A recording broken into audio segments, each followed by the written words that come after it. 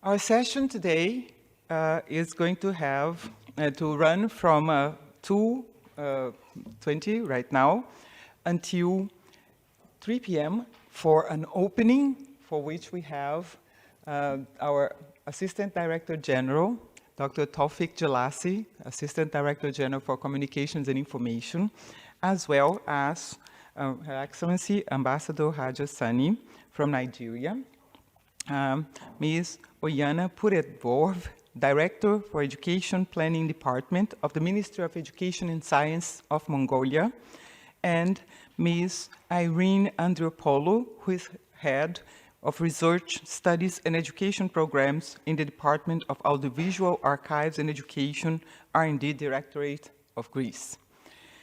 Then after that, from 3 to 4:10, we will have our first substantive session discussions on global media partnerships on media and information literacy, transforming non-formal and informal education.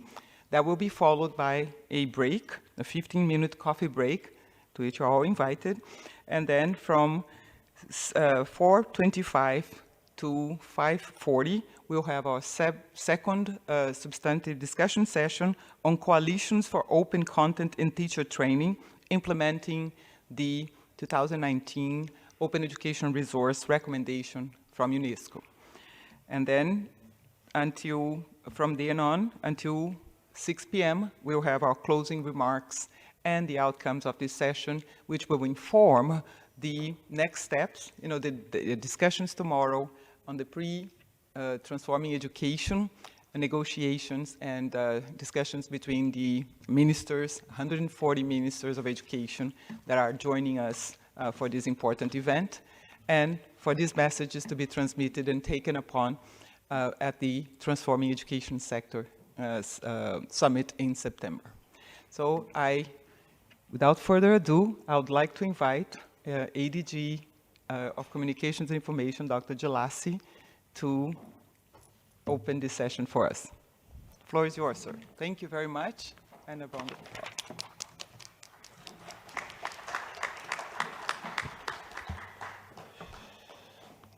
Excellency, ladies and gentlemen, distinguished panelists, dear colleagues. I think, if anything, the COVID-19 pandemic has taught us one lesson: a greater divide in terms of information and knowledge. Quite often we talk about the digital divide. It's not just a matter of a digital divide. Digital is a tool. Digital is not an end in itself. But the divide caused by digital has created a much bigger and more important divide, that of information and that of knowledge. We saw hundreds of millions of people who couldn't continue their education. We saw maybe billions of people who couldn't access information, unless, of course, you have the connectivity. So this is something that I think the COVID has taught us, the lessons to draw, the learnings to take away, and how can we be proactive in preempting to live through similar situations. Definitely, digital became, in a way, a lifeblood. Without digital technologies, we couldn't continue to work. We couldn't have meetings. We couldn't do trading or electronic commerce. We couldn't even access information. So I think that's one of the takeaways that is important. But the caveat is here. Even if you have the digital connectivity, the access to information, to knowledge, to education, how effective are we in using information? Is it really information or misinformation, disinformation? How can I assess the quality of what we are exposed to? How can we know this is verified, checked data and information, and this one is suspicious, or maybe this is truly misinformation or fake news? So this is, I think, in the heart, at least, of one of our two afternoon sessions, the session number 1, on media and information literacy, for short MIL. How can we make sure that citizens become media and information literate? So when they have the access to information, they can think critically in order to click wisely. And this is actually the title of one of our publications, Media and Information Literacy, Think Critically, Click Wisely. So this is a skill set. Nobody is born with this type of skill. Nobody is born with digital competency. And that's why we put this as part of the Transforming Education Summit, because we believe that our educational systems, our learning systems, have to integrate in them the media and information literacy. Obviously, this is so true for digital natives, who obviously spend hours per day, and we had statistics even yesterday from some of our member states. It's a country that has 16.5 million people, 98% of internet connectivity, 82% of social media connectivity, with 2.5 hours per day of citizens on social media.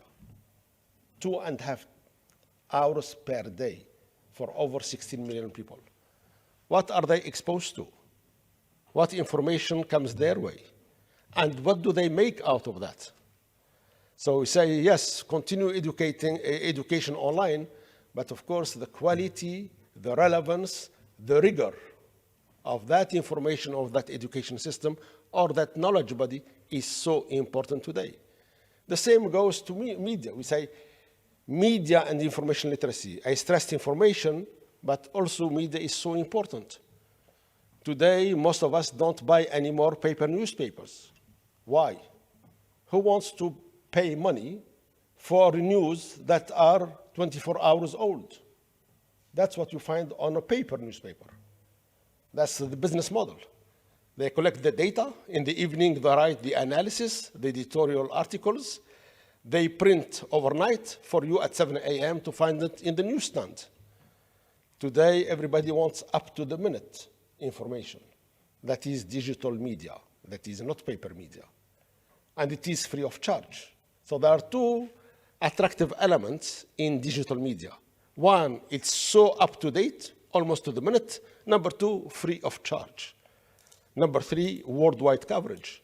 You are in Paris today for this event, but you can have your local newspaper accessible online. You cannot find it in the newsstand. So the reach and the richness, geographical reach and information richness, because it's up to the minute.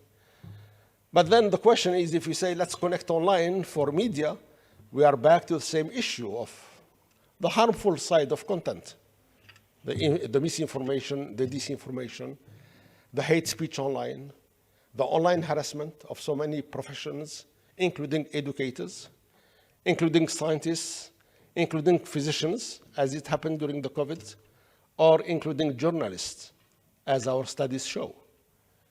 A recent study done by us, the Communication and Information Sector of UNESCO, reveals that 75% of women journalists are subject to online harassment. It's not only that, it's worse. 1 in 5 of these women journalists, 1 in 5, are physically attacked, subsequent to the online harassment. So what starts online moves to the physical world. It doesn't stay in the cyberspace. And that is the worrisome part of these statistics. And things are only worsening over time, based on our studies, on our research. So what is the digital world that you want to have in the future? What type of cyberspace? And I'm saying this because it's a tool for information, for knowledge, for education. I'm looping back to my introductory remarks. So we'll discuss this in the first session. We'll talk about what can be done. And obviously, many things can be done, including what the work that United Nations at large has done, but the work that UNESCO has more recently done. Let me mention here 2 resolutions. The one from the UN General Assembly, the 2021 resolution on media and information literacy, which calls on countries, let me read here, it calls on countries to develop and implement policies and action plans to promote media and information literacy, to increase awareness, capacity for prevention and resilience to misinformation and disinformation. Awareness, capacity, prevention, and resilience. So obviously it's quite a tall order because this needs to be done at a societal level, not only for pupils and students and for the educational ecosystem. This is, of course, an issue for society at large, and that's why the United Nations General Assembly voted this resolution last year. Let me mention another important resolution, which is the subject of our second session this afternoon, the OER Resolution of Unesco, that is, the Open Educational Resources, OER, resolution voted in 2019 by the 193 member states of UNESCO. So what is this about? It's, first of all, it's the first international normative instrument of its kind, and it calls for the use, the sharing of openly licensed educational material and technologies in education. As a former university professor, as a former minister of education, I can tell you, when I designed courses, of course, I look at material. These are called textbooks. These are called case studies. These are called simulation exercises. And you know it, all of you in education. You write your course syllabus and then look for the material to use. What material do you have access to? How recent is it? How relevant? What's the quality level? Is it openly accessible, or do you have to pay fees? Whether it is books or case studies. For case studies, they tell you it's $5 per copy of that case study. So if you have a few hundreds of students, it's an easy arithmetic to know how much it will cost you to get just a single case study to use in your teaching. I said I used to be Minister of Higher Education in a developing country called Tunisia. Most universities don't have the means to purchase this quite expensive teaching material. So what you end up doing, use old teaching material. Because you cannot every year spend money to get the latest, the cutting edge, and the up-to-date. What impact does that have on the quality of teaching, the quality of learning, and the skill set and competencies that your students and my students walk out with? So this is when we say, now it's open educational resources. It's open. It's free of charge. It's license-free. The word is at your hands, at your fingertips. Use it the way you want, and share it, and build on it, and disseminate it, etc. That is totally a different learning, teaching word. So that's why I'm stressing the importance of this UNESCO 2019 Open Educational Resource Recommendation. So my colleagues who are subject matter experts will elaborate on these two key subjects. Session one, after this opening session, will be focused on, or will be focusing on, media and information literacy. And after a short break, our second session will focus on open educational resources. So of course, when you talk about OER, it's not just individual teachers or educators using them. We call, and again, we call and we created networks of learners, of teachers, of educators to share their experiences, to share what they have developed through OER. We don't need and we should not reinvent the wheel every time, but we should build on the state of the art. How do I know the state of the art in OER?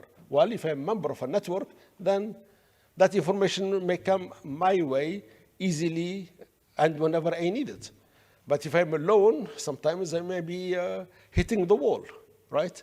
So again, we'll talk about these networks, which we believe in today's world, they are so important. And as I said, this is not only good development, the OER, for developing countries or least developed countries, they are equally, I would say, or they are still important even for industrialized economies. So these two sessions, session number one, let me elaborate a little bit more. And I hope you see the link between the two topics and transforming education. MIL is so key to transform education, to improve, to enhance, to foster education. If you can make our pupils, our students, media and information literate. And that is the new skill that we believe is needed in this information society. The second topic, what's the link to transforming information? I mean, it's so obvious. OER, open educational resources, transform the way we teach, we prepare classes, lectures, students to learn, etc. So I think the links here are quite obvious. But also I want to make a link to specific action tracks. So the first topic of media and information literacy clearly is linked to action track number 2, which is about learning and skills for life, for work, and for sustainable development. It is also tightly linked to action track number 4, which is on digital learning and digital transformation. If I go to session number 2, and let me do the parallel here, in session number 2, which is again OER, Open Educational Resources, the link there is to action track number 4, again, digital learning and digital transformation. If we use open educational resources, clearly we are transforming the way we educate, the way we teach, and the way our students learn. So I don't know how many minutes are left, but I'll try to be brief. So on one hand, we recognize the converging power of ICTs, information and communication technologies. We talked today about not only Web 2.2, Web 3.3, the metaverse, artificial intelligence, machine learning, a whole set of emerging technologies that, of course, make these technologies of today so different even from the technologies of 5 years ago. Sometimes we, the senior educators, have we really totally rethought the way we teach, rethought the way students learn, and rethought our role in the educational ecosystem? I would say not really, or not fundamentally. Maybe incrementally, yes, we try to improve. But we see a paradigm shift caused by technology. Has that been met by a paradigm shift in the way we conceive education? I don't think so.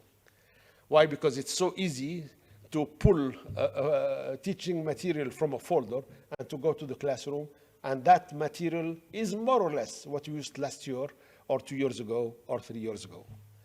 We update from time to time, but the update is rather incremental, gradual, and not fundamental. So the question is, the world of education, the world around us is changing. Are we changing enough in the face of that change? I said I would venture saying, no, we haven't. Yes, technology has changed. Yes, learner expectations have changed. What do they want? They want one-on-one learning value. Are we delivering that personalized learning value? We are not. We are delivering mass learning. Why? Because in a classroom, I'm told I have 1 minute left, so I should conclude then. Okay, in a classroom, you have a group, like you in this auditorium, a group of 20, 50, 100, whatever. And any teacher has to average whatever he or she delivers to the profile of that group. Some are bored because they are so smart, and I think there isn't much added value. Some are struggling to keep up between the very smart and maybe the less smart in a group of people. So if you say, well, can you, or maybe you have more interest in subject A compared to subject B, please go more in depth in subject A. Well, I cannot. I have to average what I deliver. So it's teacher delivered, teacher pushed content to the average profile of an audience. While today, if you ask learners, say, well, Can you deliver to me what I need as a person of a certain age, of a certain gender, of certain interests, of a certain skill set? The only way to deliver that is online, economically speaking. I don't know of any school that there is a professor with one student only in primary, secondary, or university level, except PhD. Yes, a doctoral student has a tutor, yes. But in all other levels of education, we cannot deliver in an economic way one-on-one learning educational experience. Online we can. So when I say there is a paradigm shift around us, I wanted to be a bit more specific and give you one example of this paradigm shift, and to say, if the world is changing and the world of the education is changing around us, are we changing enough? Do we want to change? Maybe individually we may be hesitant, but if you have a network, if you have a group, if you have support, if you have material, then of course we can encourage each other, we can support each other, we can motivate each other. Since my time is up, I think I deviated a bit time-wise maybe, but again, I told you my background is a professor. And quite often when a professor starts speaking, he or she does not know when to stop. So let me just conclude by saying that these two topics we'll cover in depth this afternoon lie at the heart of harnessing the power of digital technologies and these developments in terms of open educational resources. This is all about delivering a new type of learning education experience. And we have to be customer-centered. We have to be student-centered. We have to be learner-centered. It's not the push from the teacher to the audience, it's the pull from the learner to the educator. If we want really to succeed in this transformation, we have to leverage these capabilities and to build a better tomorrow that benefits all of us. Thank you.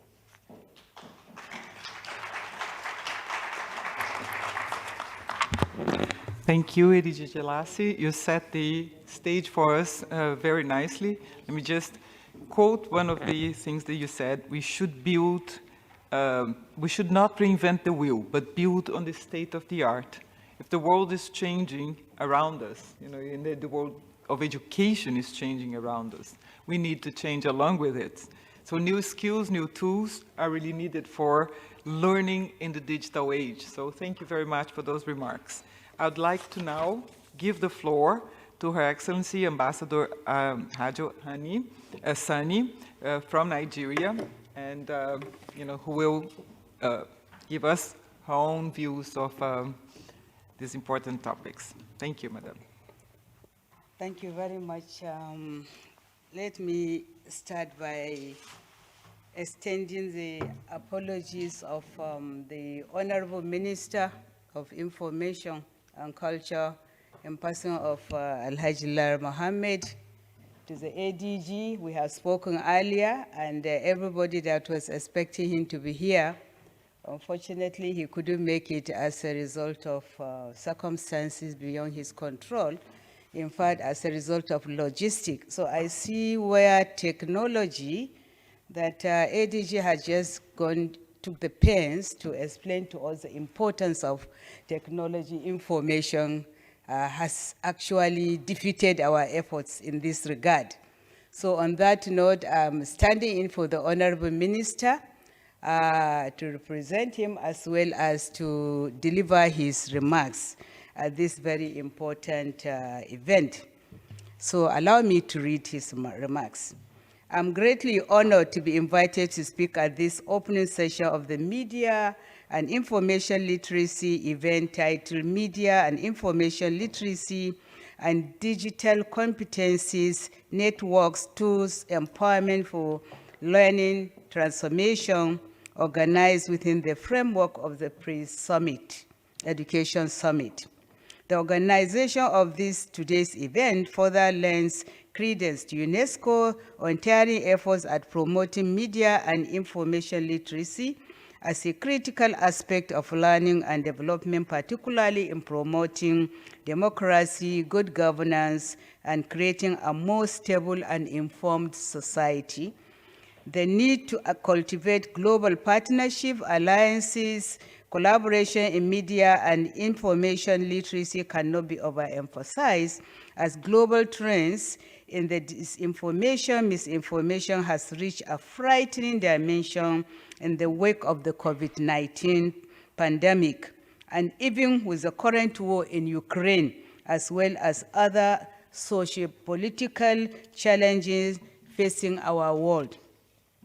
Further advances in digital technologies also makes it the need more critical, as the wrong information at the disposal of the wrong person or entity can literally set the world war ablaze.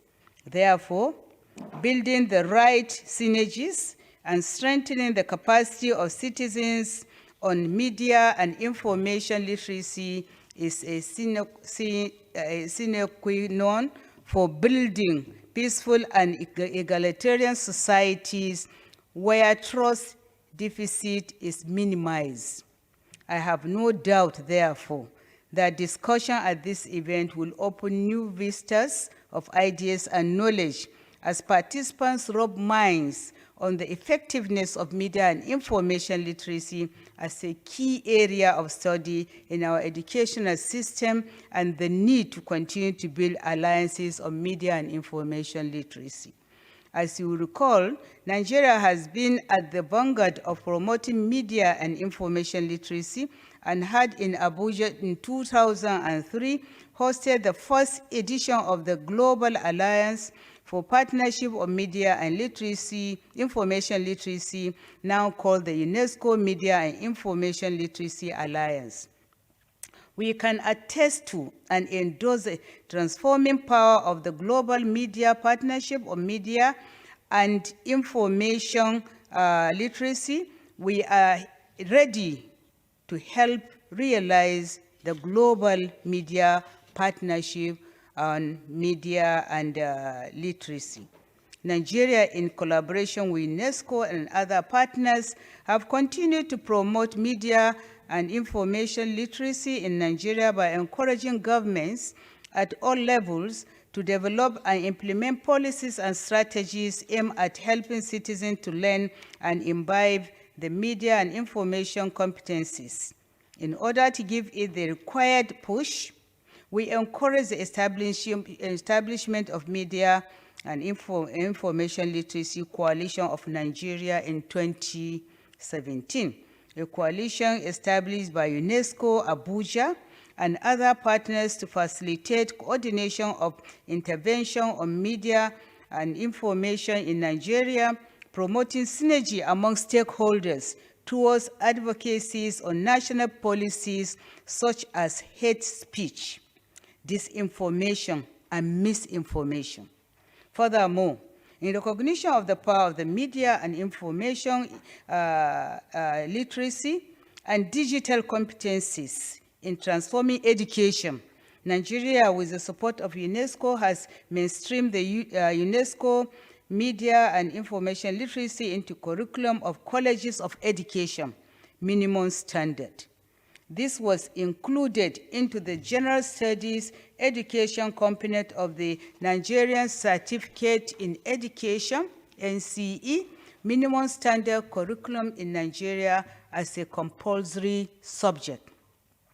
Also, through the efforts of various networks, UNESCO, Abuja, and other stakeholders working on media and information literacy, we have achieved the following. 1, building capacity of journalists, media workers, students on new media. Produce media and information literacy fun game, which teaches citizens how to make right information choice in order to check the proliferation of fake news. Produce media and information literacy storybook titled Sokoto Has a Good Day. Sokoto is the name of a town in Nigeria. Has a Good Day, which teaches against the spread of fake news. 4, produce media and information literacy for non-formal education. 5, successfully launch of media and information MOOC courses on fake news, through our National Open University, which is a form of human capacity training for our educators and students. This is just to mention but a few. Thus, in view of this and other significant contributions by Nigerians to the growth and acceptability of media and information literacy within our sub-region in particular and the world at large, Nigeria is hosting the Global Media and Information Literacy Week 2022 featured conference youth forum in Abuja come October 24th to 31st, 2022. It is further demonstration of our commitment ensuring that media and information literacy continues to strive. As I said during the joint global announcement of Nigeria hosting of the 2022 Global Media Week, we are exploring the possibility of establishing a UNESCO International Institute on Media and Information Literacy. We call on all countries around the world to support this effort and make it a common vision for follow-up of this Transforming Education Pre-Summit and be part of the discussion in the Transforming Education Summit in September in New York. We look forward to follow this dialogue, charting the path of action at the conference. Permit me also to use this opportunity once again to solicit for the support of UNESCO and partners, as well as governments and the organized private sectors to collaborate with us to ensure a memorable, successful hosting Global Media Week in 2022 in Abuja, Nigeria. I thank you for your kind attention and wish you a very successful deliberation. So that is the message of the Honorable Minister of Information, Nigeria, and thank you for the opportunity given to me to represent him. Thank you so much. Thank you, Madam Ambassador. We are really, very sorry that logistics reasons, flights, turned out to create a problem for the minister to be here, but we are very grateful that you could come and deliver this important message. Really, I would like to say, quote a few things. You say that media and information literacy is needed, critically needed to combat misinformation in the face of the number of crises that we actually face nowadays.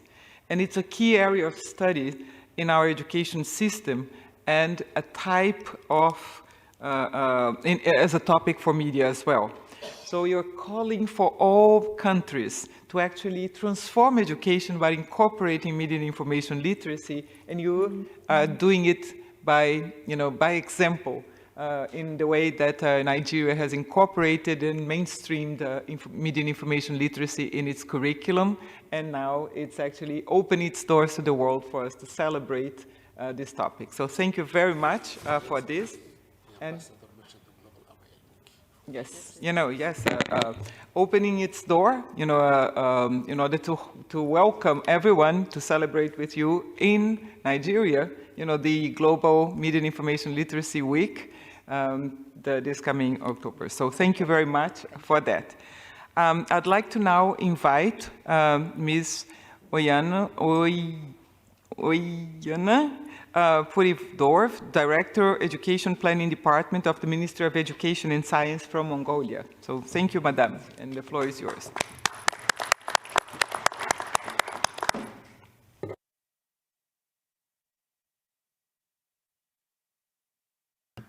Thank you very much for the ADG Dr.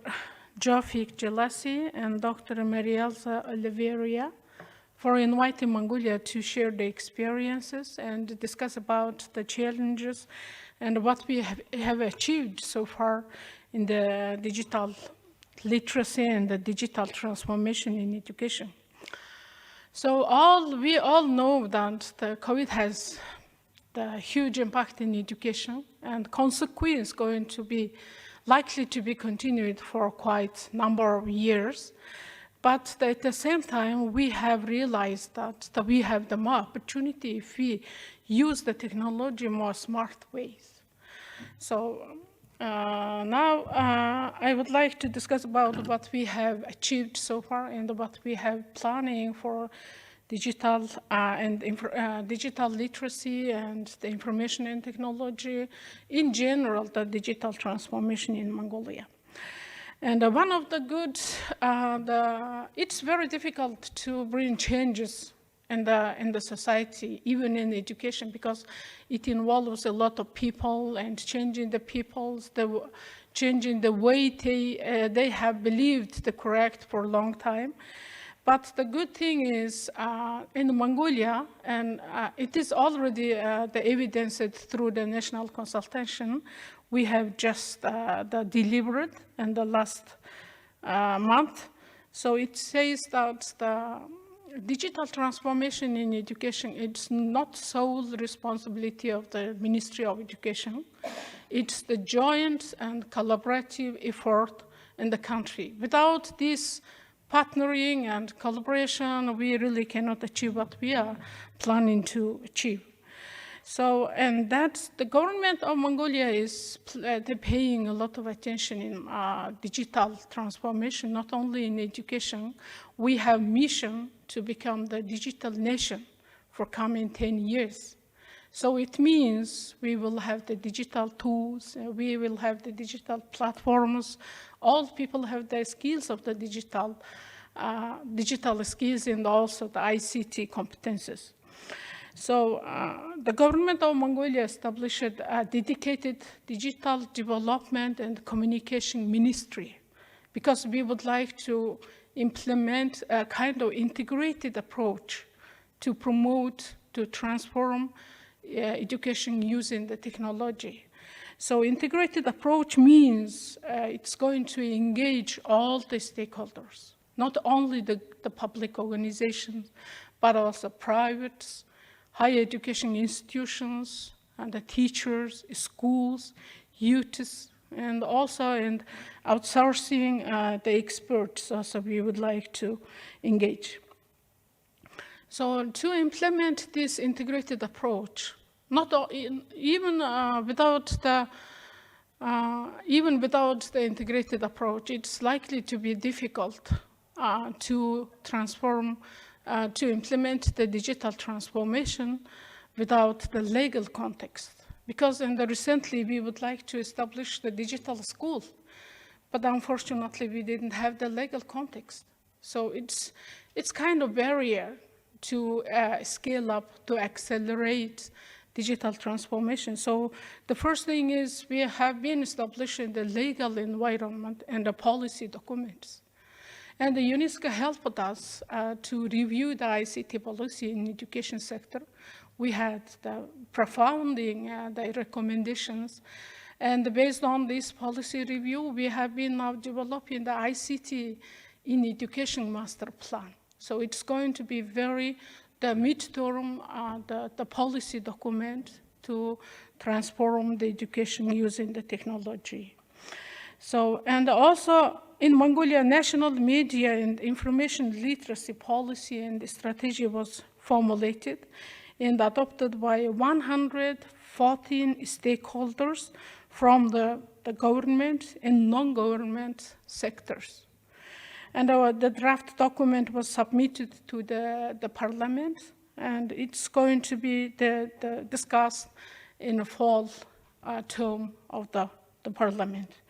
So something like this, we have been trying to establish the legal environment and the policy documents, and we would like to, we have been trying to establish a kind of roadmap when and where we're going to achieve what we want to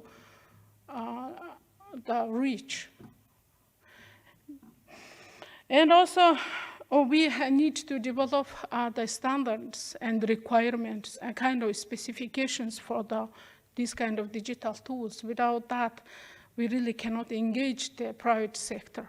We have been trying to engage them without this but there was some confliction. So these kind of standards and equipment and requirements are very crucial. And we also try to, as I mentioned before, the engaging stakeholder is very important. So we would like to partner with the private sectors. For example, in the primary and secondary education sector, we would like to share the 60% of the digital development can be done by the private companies, EdTech companies. And the 40% can be done by the government. But all the, for example, learning platforms need to meet the specifications and also the standards. That's the one of the way to ensure the quality of the products and the deliverables they have done. And also digital content, and the COVID brought us the huge learning loss because we have closed the schools for entirely 2 years. So we have diagnosed each student and we have realized how much we have lost in the student learning. So in that case, one of the most effective way to recover from the learning losses, we believe that open education resources, because it's going to give the access for all children and all the people who would like to pursue in education. So digital content development, and also we have established the digital schools. So it means we're going to have the kind of reality education system. At the same time, we would like to have virtual education system. These two systems need to coexist. And that during the development, even the delivering of the digital online-based, for example, lessons, we have faced some challenges. One is particularly for teachers, because we were not prepared for the pandemic, and our teachers were not prepared for the online teaching and learning. So building the capacity of the teachers were important, and that's why by that, in cooperation with the UNESCO, we have been developing the ICT competency framework for teachers. So it's going to be standards, and these standards going to be reflected in the teacher preparation programs and also teacher in-service training the Thank you. It says I have left the 1 minute. So, and this kind of the systematic, more systematic and integrated approaches have been used for Mongolia. And recently, the Ministry of Digital Development and Communication has approved National Program for Digital Skills for All. So this program going to be promoted through not only the formal education, but also non-formal, informal education. We have quite good network of the non-formal and informal, basically called lifelong education centers. And these centers going to play the significant role to promote in this national program. And thank you very much for.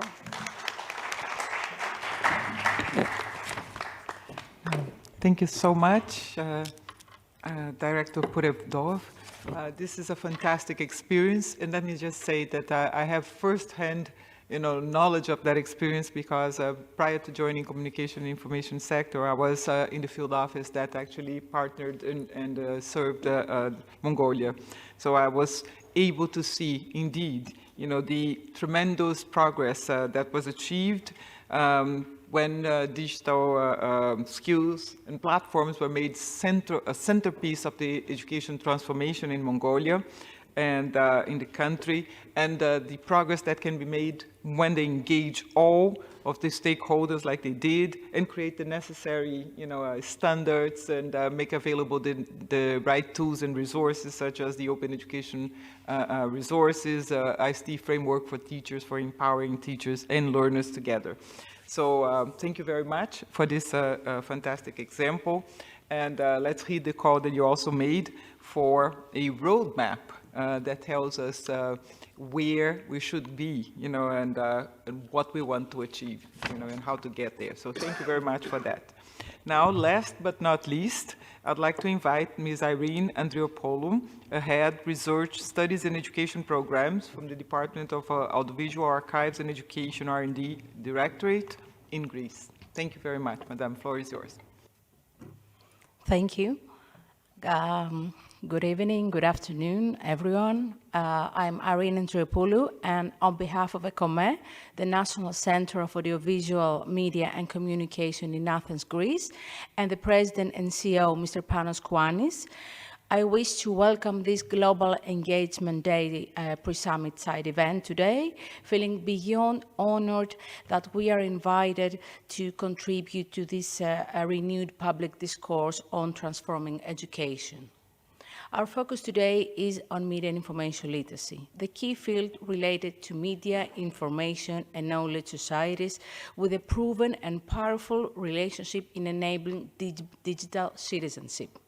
While it started as a school of thought globally in academic settings somewhat 40 years ago, media and information literacy was transformed into a global movement thanks to UNESCO's systematic efforts and its global leadership, namely through UNESCO Media and Information Literacy Alliance and the previous GAPMIL, on promoting media and information literacy for all as key constituent for well-informed, active, and sustainable democratic societies. Following the trends and paradigms set in different regions all over the world, UNESCO has succeeded into bridging different cultures, policies, strategies, and initiatives under one common umbrella, that of media and information literacy, that has in the epicenter the foundational human right of access to information and freedom of opinion and expression, according to Article 19 of the Universal Declaration on Human Rights. So, why media and information literacy in transforming education agenda? Transforming education is all about transforming societies, and this transformation cannot happen if it's not preceded by a cognitive self-development, self-knowledge, to use the Socratic introspective philosophical journey. By being able to act and interact in the information environments in a moral and knowledgeable way. And media and information literacy lies in the core of this behavioral approach. It should start from an early preschool age, with school and education being the most formative and having the most formative and influential role, and the new digital resources can be the main driving force behind. It is true that in the educational field, the pandemic crisis and school disruption showed a massive gap in terms of acquiring and securing digital education for all. While remote school education was the apparent solution for developed countries, that did not happen to other less technologically privileged spaces of the world. In Greece, we were lucky somewhat because we had an impressive digital transition with an emphasis on full active digital citizenship, creating at the same time a unique momentum for media and information literacy. The situation was imposed, of course, and accelerated by the pandemic, but with a view to leapfrog into a much more ambitious growth trajectory in the following years, as it was stated in the Delphi Economic Forum. On a global scale, there is still a painful, ironic dichotomy between the wealth of media availability and the informed use of it that is made by the citizens. It is now widely acknowledged that media play a vital role in promoting democratic values, and we can only use the pandemic incidents and the concurrent infodemia towards securing a universal media and information literacy education that is an education in our common agenda by 2030, an education that is flexible, resilient, innovative, and open to new information and metaverse challenges. Transforming education, thus, must have media and information literacy as a key pillar. And all our members within the UNESCO Media and Information Literacy Alliance from over 100 countries call on UNESCO and have showcased their strong will to contribute to make this happen. Additionally, as it was already mentioned by the Assistant Director General, over 200 countries have adopted the United Nations resolution in 2021 on encouraging national media and information literacy policies and strategies to tackle disinformation. And ECOME in Greece, under the auspices of the Hellenic Ministry of Digital Governance, strongly supports this UNESCO initiative for a global media partnership on media and information literacy as part of the digital transformation. At ECOME, we have a strategic threefold mission: to create the proper infrastructure for boosting media entrepreneurship, the INVEST pillar, to operate as a center for the creation of a national audiovisual and digital heritage repository, the pillar of digitize, and to develop a framework for media and information literacy through actions and strategies that empower users in all forms of expression and engagement in the digital environment in lifelong learning and educational setting. This is the educate pillar.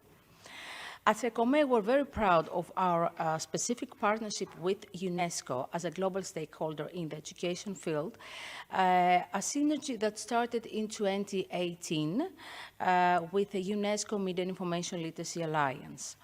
Since then, we have launched a wide range of actions and policy initiatives, becoming a major actor in the Mediterranean region through our EU subchapter Mediterranean Group of UNESCO Media and Information Literacy Alliance, consisting of over 53 high-level members across the Mediterranean countries, coming from media regulatory fields, from academia, NGOs, public and private organizations. Throughout this network, we have brought together different fields in relation to media and information literacy, with a special mention here to the media regulatory authorities, because we have members from Croatia, the Agency for Electronic Media, from France, ARCOM, CRTA from Cyprus, CAC from Spain, Catalonia, and of course the National Council for Radio and Television in Greece, and all towards a joint commitment to promote and ensure media and information literacy agenda for citizens through all media channels and outlets. We also work systematically with the European Commission, with the Council of Europe and European Audiovisual Observatory on setting a more concrete policy agenda. We also issued the white paper on media and information literacy, which was our first policy paper on promoting media and information literacy in Greece. And we have a three-level approach: the basic skills, the technical access skills of media and information literacy, advanced skills, cognitive skills, and vocational skills. This three-level approach is imperative to start in the education setting, with the emphasis being on the need for communication, access to quality information, self-expression, and creation of user-generated content in the new media formats. School is the main actor that should adopt this approach in a multidisciplinary and cross-curricular format. And this is the principal, media and information literacy is a principal cognitive tool to make good use of all the digital knowledge economies today. And in order for this to happen, we need to focus on upskilling, on reskilling, ensuring an active citizenship and wise use of content. It is a top focus on content management and access to open educational resources, as it was already mentioned. So it also requires synergies, such as the event today, this Global Engagement Day. And we see media and information literacy as the only optimum way to succeed towards cultivating an emotional digital intelligence for self-development and learning revolution for society development, in order to enjoy to the maximum all the benefits of our highly interconnected, intermediated world. As an ancient proverb, I'm just finishing, says, when at the beach, it is better to learn how to swim rather than build a walled garden. So let us all become the new media and information literacy swimmers of our meta-media future. Thank you very much. Thank you, Madam Andropoulos. The National Center for Audiovisual Media and Communications from Greece has always been a very strong partner and a member of the Media and Information Literacy Alliance. And I'm glad that you could transmit their call on UNESCO to incorporate the media and information literacy into formal, non-formal, and informal education systems, to really build capacities not only build, but upskill and reskill, all of us in order for us to be truly media and information literate. And, particularly taking note of your recommendation that media and regulatory authorities can be strong partners in this journey as non-traditional actors in the education space. So thank you very much for those remarks. And with that, we've heard from all our speakers, and now I'll pass the final word to ADG Gill, who will, make his final remarks for the closing of the opening session of this side event. Thank you, ADG. The floor is yours. Thank you very much, Marielza. Just a couple of minutes. I think we heard 3 case studies from 3 different countries, Nigeria, Mongolia, and Greece. And these 3 country examples, I think, point the way to the opportunities that are ahead of us for the digital transformation of education, leveraging resources and tools, including media and information literacy, open educational resources, but also the framework, ICT framework for teachers and learners. And I think together, these help us build the knowledge society that we aspire towards. It helps us combat misinformation and disinformation, and help us develop the capacities that we need to have in order to face or to meet the global challenges. A final word, I think we could do this using the UNESCO framework called the ROAM, R-O-A-M. R stands for a human rights-based, O stands for openness, A for accessible to all, and M, multi-stakeholder-led. So I think if you want really to transform education, it has to be a human rights-based, open to all, accessible by all, and multi-stakeholder-led. And this is the way I think we can move the needle as far as transforming education. Thank you. And with that, we close this part of our side event. And let me invite to the table our next group. But before that, let me really ask for a final round of applause for our distinguished guests and speakers who shared so much important insight with us. Thank you. Thank you. And now I invite my colleague Alton Grizzle, who will moderate the next session. And thank you all again for your attention. Thank you.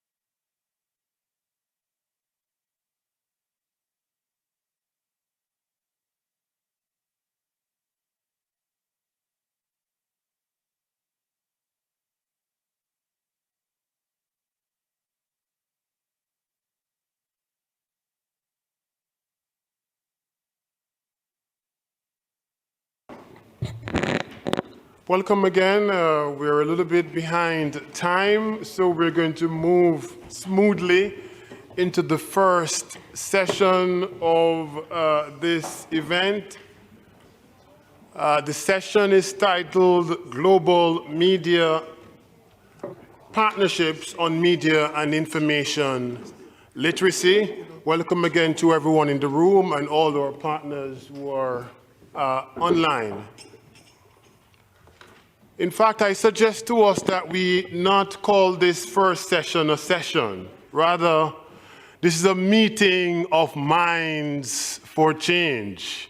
So we're going to be calling it a meeting of minds for change. We have just heard, as our Assistant Director General pointed out, from case studies from policymakers. We need policymakers to create the type of change that we want to see.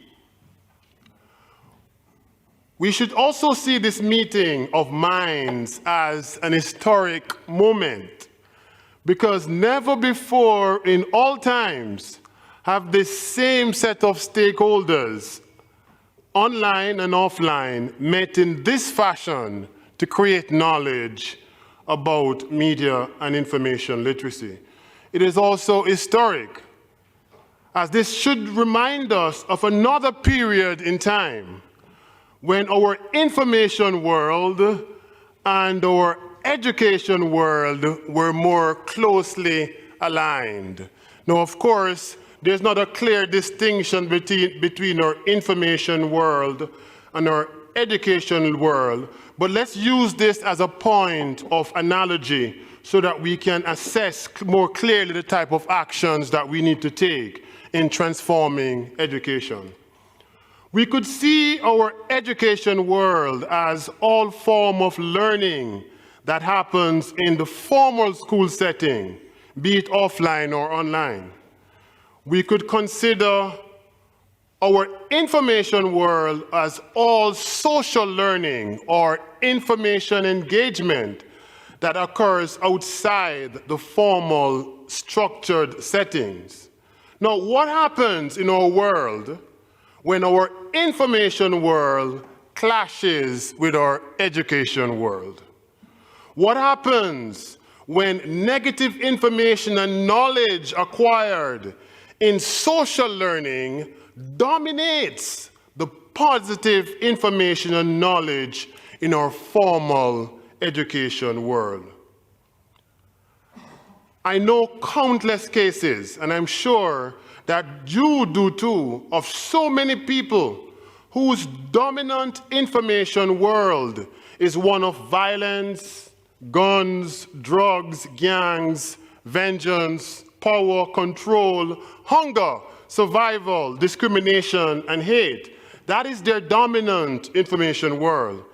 And often this occurs while they are or were connected to a more positive formal learning environment. So this dual experience. They're connected to a formal positive learning environment, yet they have another set of information world that is creating that battle in their minds. Yet too often, it is a dominant negative information world that tears people away from the more positive education world. I speak to this anecdotally because I've also lived it. I'm a subject of that experience, having grown up in Jamaica in guns and violence and poverty and hunger, crying to bed because I was hungry. But development like that of UNESCO, like that of the United Nations, helped me to have a more dominant education world so that my information world did not get the better of me. It is this disconnect between our information and education worlds that this meeting of minds seeks to address. Media and information literacy is one major contribution of how we can empower people to reconcile learning that they acquire in their different worlds, quote unquote. Transforming education then necessitates the transformation of information environments, and you have heard it from the previous speakers.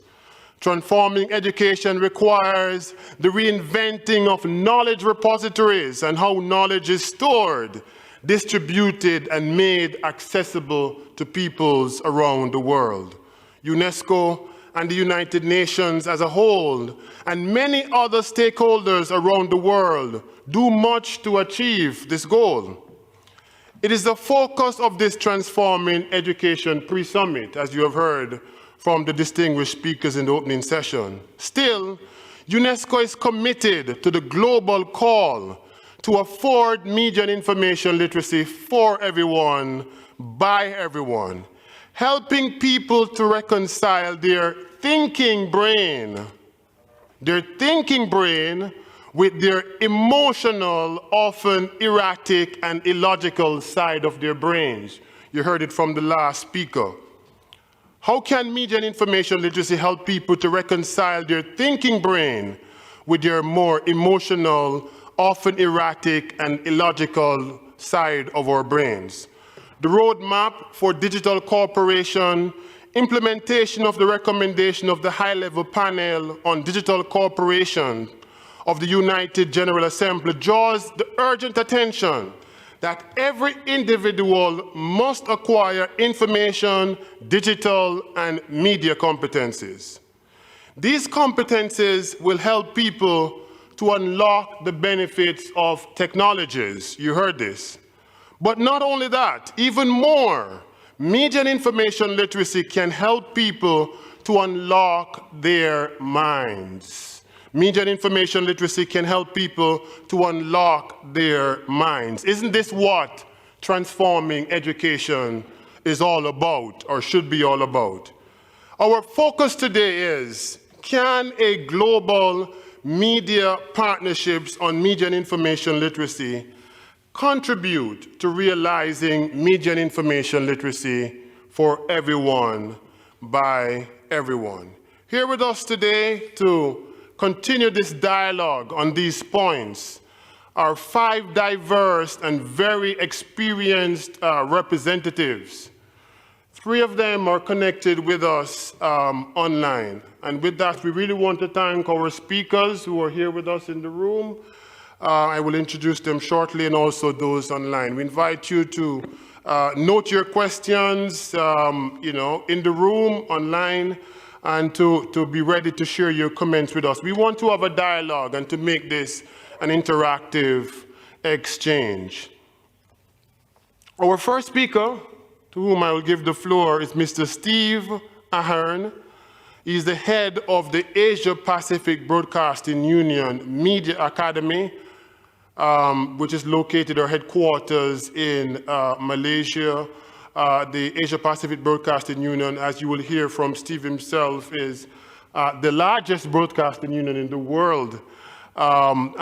Certainly this organization is no stranger to the field of media and information literacy. So Steve, the floor is yours to engage us and to open our minds with your experience and what we need to do moving forward to transform education.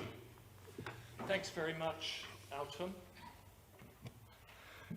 And it's great to be here. I've literally come in the last couple of hours. It's a long way from Australia to Paris. I'm glad to be here. The Asia Pacific Broadcasting Union, as you heard, is the world's largest broadcasting union with more than 4 billion people in our region and more than 250 broadcast members in our membership. The Asia Pacific Broadcasting Union, known as ABU, is one of the world's 7 broadcasting unions that represent broadcast and media publishing companies in their regions. The broadcasting unions were formed to deal with cross-border transmission issues, to deliver training, to negotiate rights agreements, and to broker a range of treaties and agreements on everything from copyright to amazing entertainment events such as the EBU's Eurovision Song Contest. We have one in Asia, but it's not as flamboyant as the European Union Broadcasting's one. ABU involvement in MIL has been constant. We've delivered several projects in training and in development. Some of you may have worked with my colleague Natalia, who has worked on those. And most recently in the Academy, we did a range of disinformation activities during the 2020 MIL week. We've developed a course on taming misinformation for broadcasters using some of the resources that have been developed here by UNESCO, including the great handbook on media and information literacy and journalism developed by Alton and his colleagues. And recently we are currently delivering a course that has a component of media and information literacy journalism training as part of our Together for Peace collaboration with the UN, and a course on investigative journalism where we've particularly used that chart on fundamental principles that I think you developed, Alton. So we've referenced it in that course. So by working together, by working together through unions, broadcasters have been able to achieve so much more collectively than they could have done separately. And that's the power of broadcasting unions can bring to this discussion. So I want to give you some thoughts on the topic from a broadcasting and media publishing company point of view.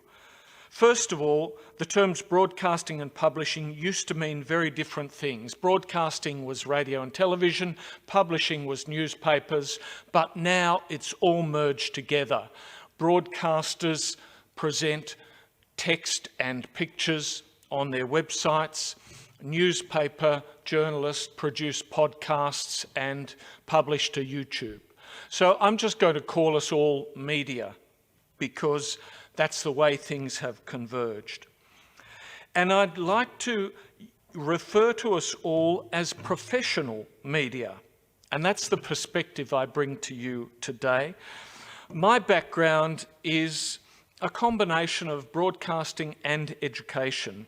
I was a radio and TV broadcaster, a journalist, a manager, but I was also a school teacher and a faculty head at a university, and now I run the Asia Pacific Broadcasting Union's Media Academy.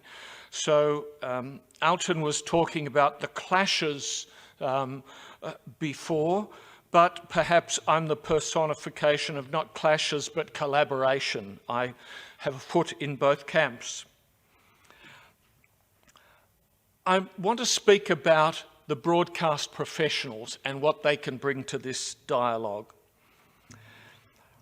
Broadcast professionals publish with a purpose that is greater than themselves. They are professionals who are trained to deliver their content to clearly identified audience segments, hungry for the news they report or the stories they tell. They are professionals who enrich their own culture and society, professionals who stimulate thought and imagination, who are guided by rules, regulations, code of ethics, principles developed by their societies to set limits on their work. And they're those who have a professional editorial checking process that takes place before publication, unlike some other publishers that check it after it's been published.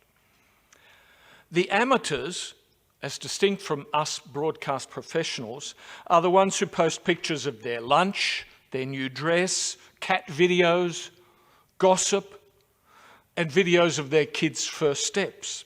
Now, nothing wrong with that, but that's not where I'm coming from. I'm talking about professional broadcasters. They're the ones the ABU and the other broadcasting unions represent.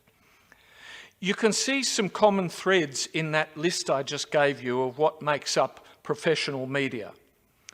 A commitment to a greater good of society, internal editorial checks and balances, and external rules and regulations. These rules and regulations were developed over many decades. When the printing press came in, people published everything. Newspapers went wild, and society decided that newspapers had to have some checks and balances. So they forced them to form associations and regulate themselves. When radio was invented, it had no limits, it had no regulation. But society said, we don't want to hear everything on the radio, we want rules. When television came in, the same.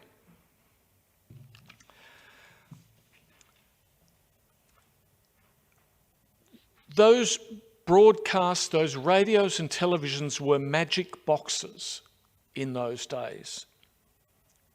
The magic box now is the internet, search and socials.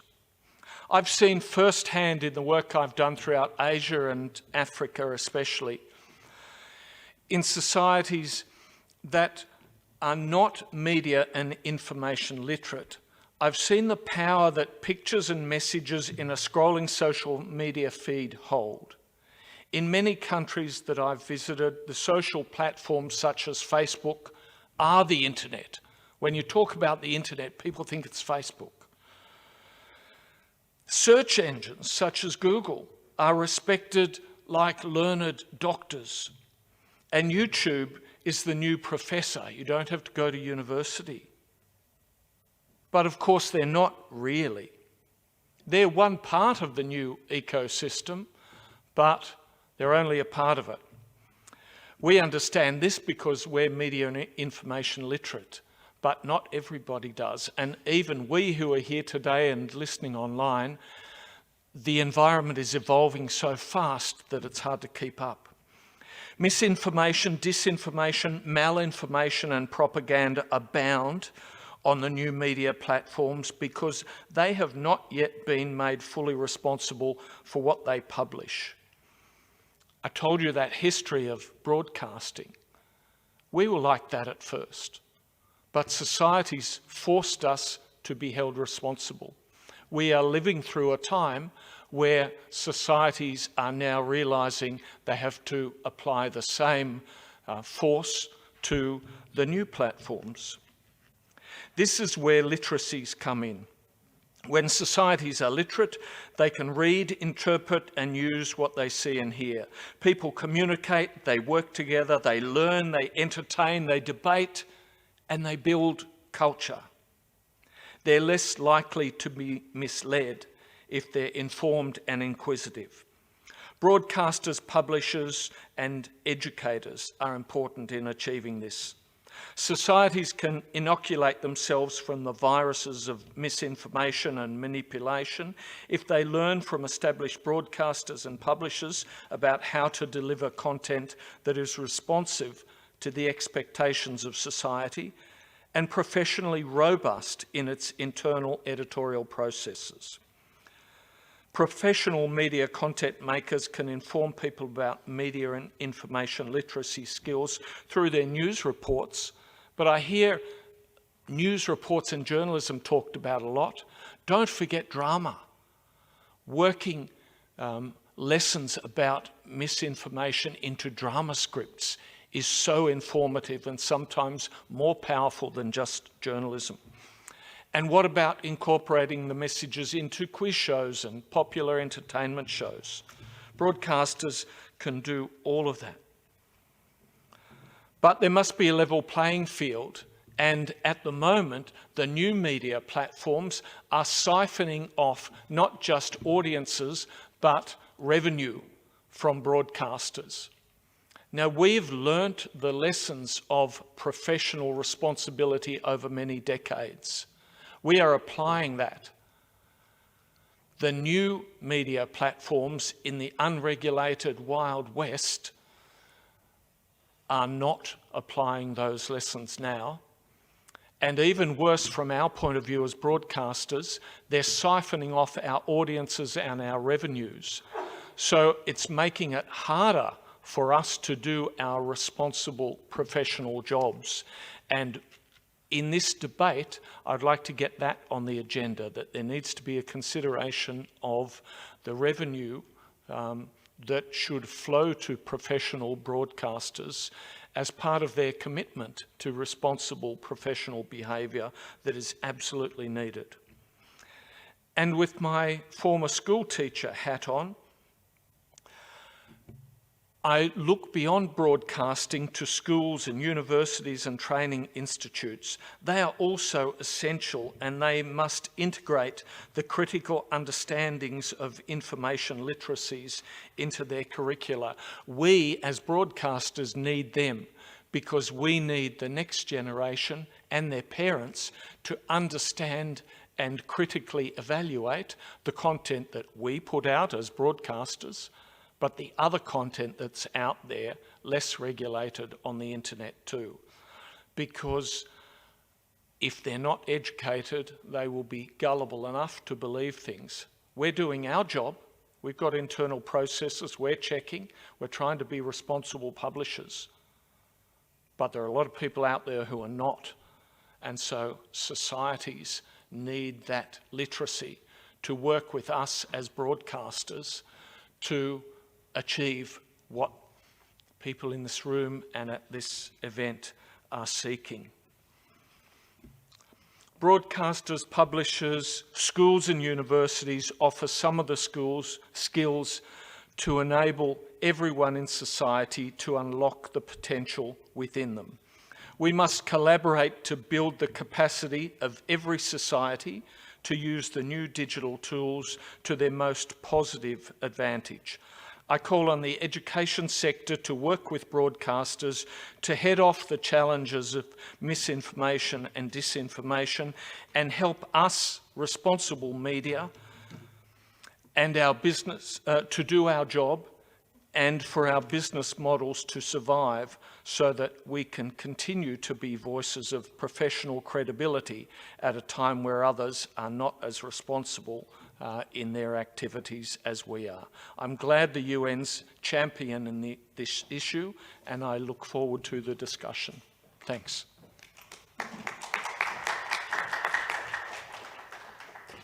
Thank you so much, Steve, for that history of broadcasting and the role of broadcasting in education. Quite enlightening. A lot that we could say about your presentation, but in the interest of time, we are quite behind. We're going to run to the next speaker, but I noted your comment, we are all media.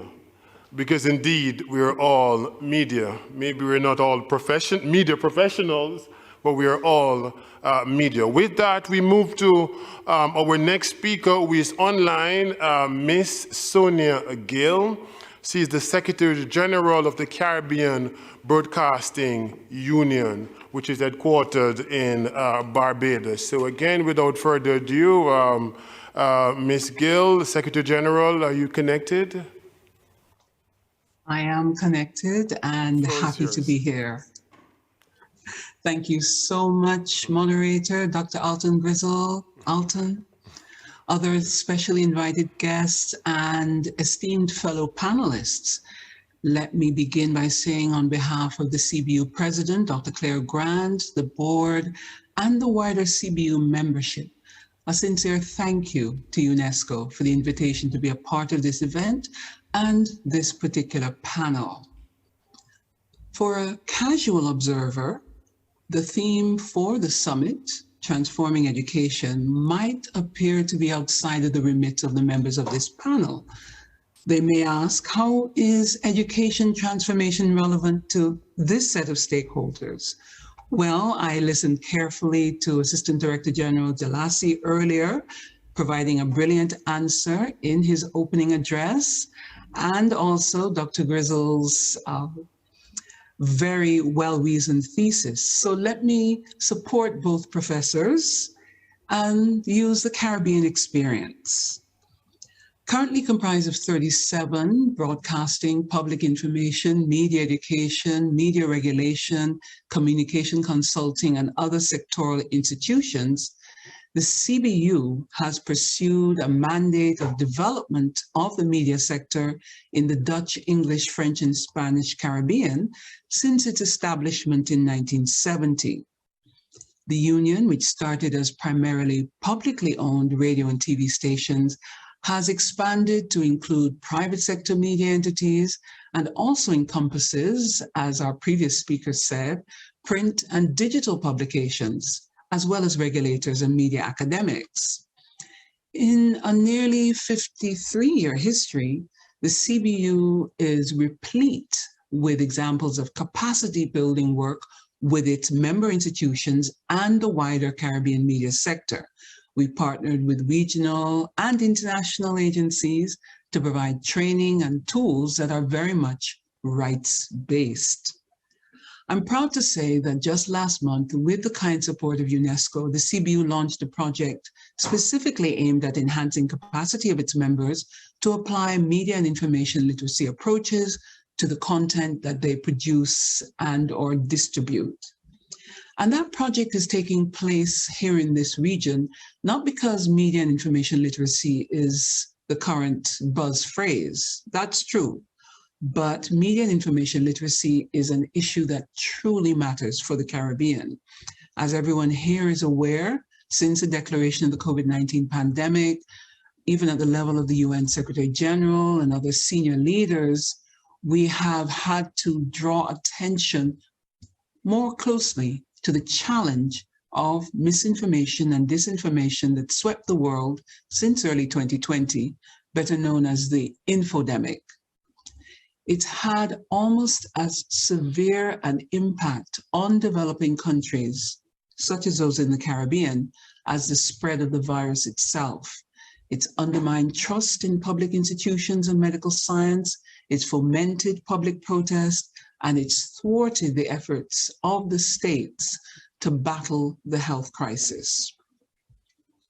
As recently as August last year, at its annual General Assembly, the CBU issued a statement again, calling for a strong effort to counter the current unleashing of unverified information about COVID-19, mainly through social media channels. And the CBU said, a deluge of claims, theories, and beliefs are being paraded to citizens of the region who are now either confused or frightened into inaction by them.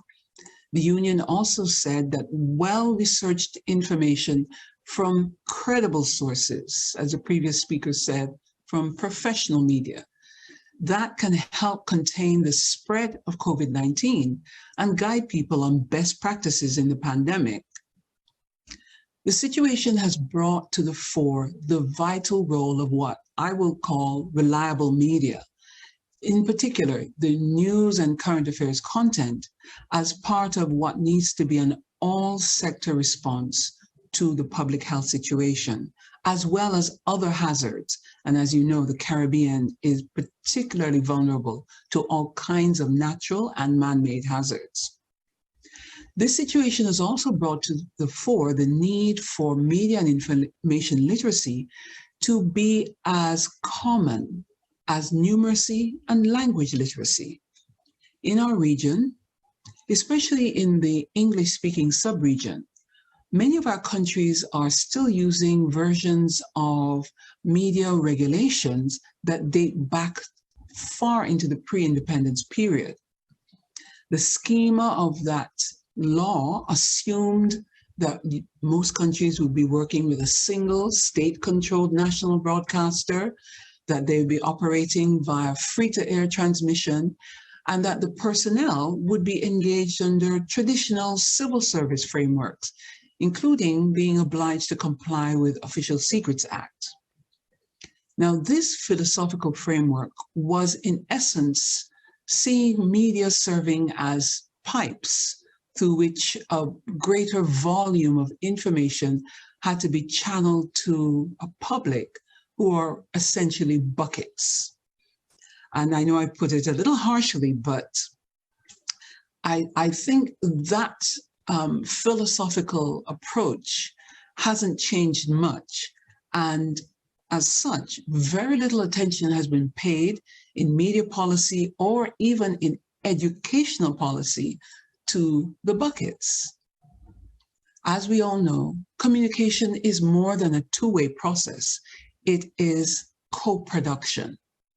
So although technologies have advanced at mind-boggling speed and in directions we couldn't even contemplate when I first worked as a broadcast reporter more decades ago than I'll admit in this company, the approach to our audiences and their relationship to the content has hardly changed.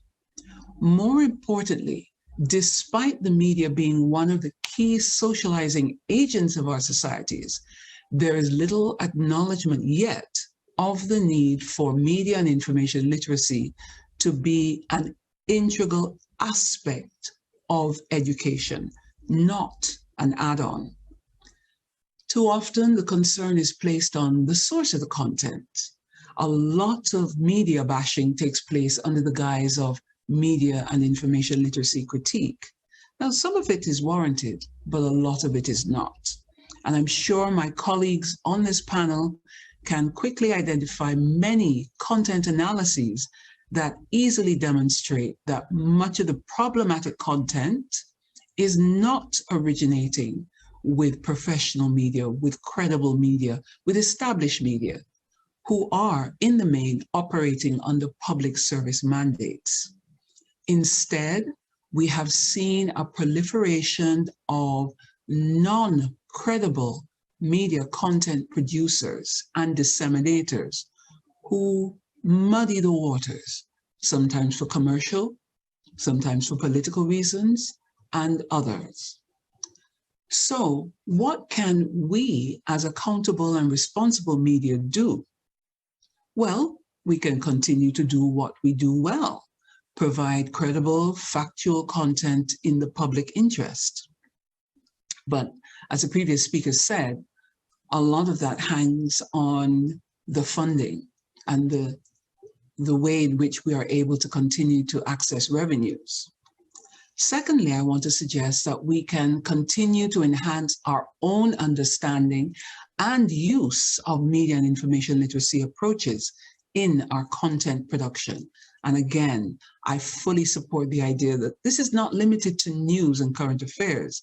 This is all types of content.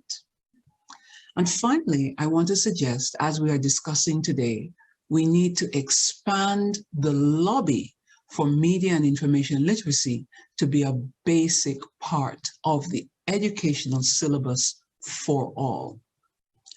Let me wrap up here and just say, I hope these few thoughts, based largely on the Caribbean experience, have been helpful, and I look forward to engaging with this panel of experts and the wider audience. Thank you.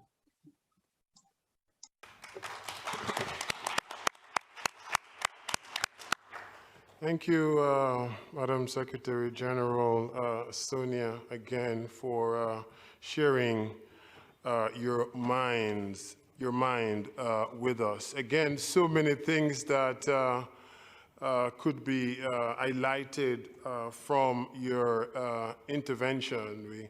We particularly heard very clearly the old framework of media as pipes and citizens as buckets. That was quite vivid, but then contrasting that with the importance of communication being co-production between citizens, users, and the media, and the importance that media and information literacy does not focus only on bashing media, but to make a distinction between professional media and those who are posing as media. And we're happy to say in UNESCO that we offer a framework of media and information literacy that does just that.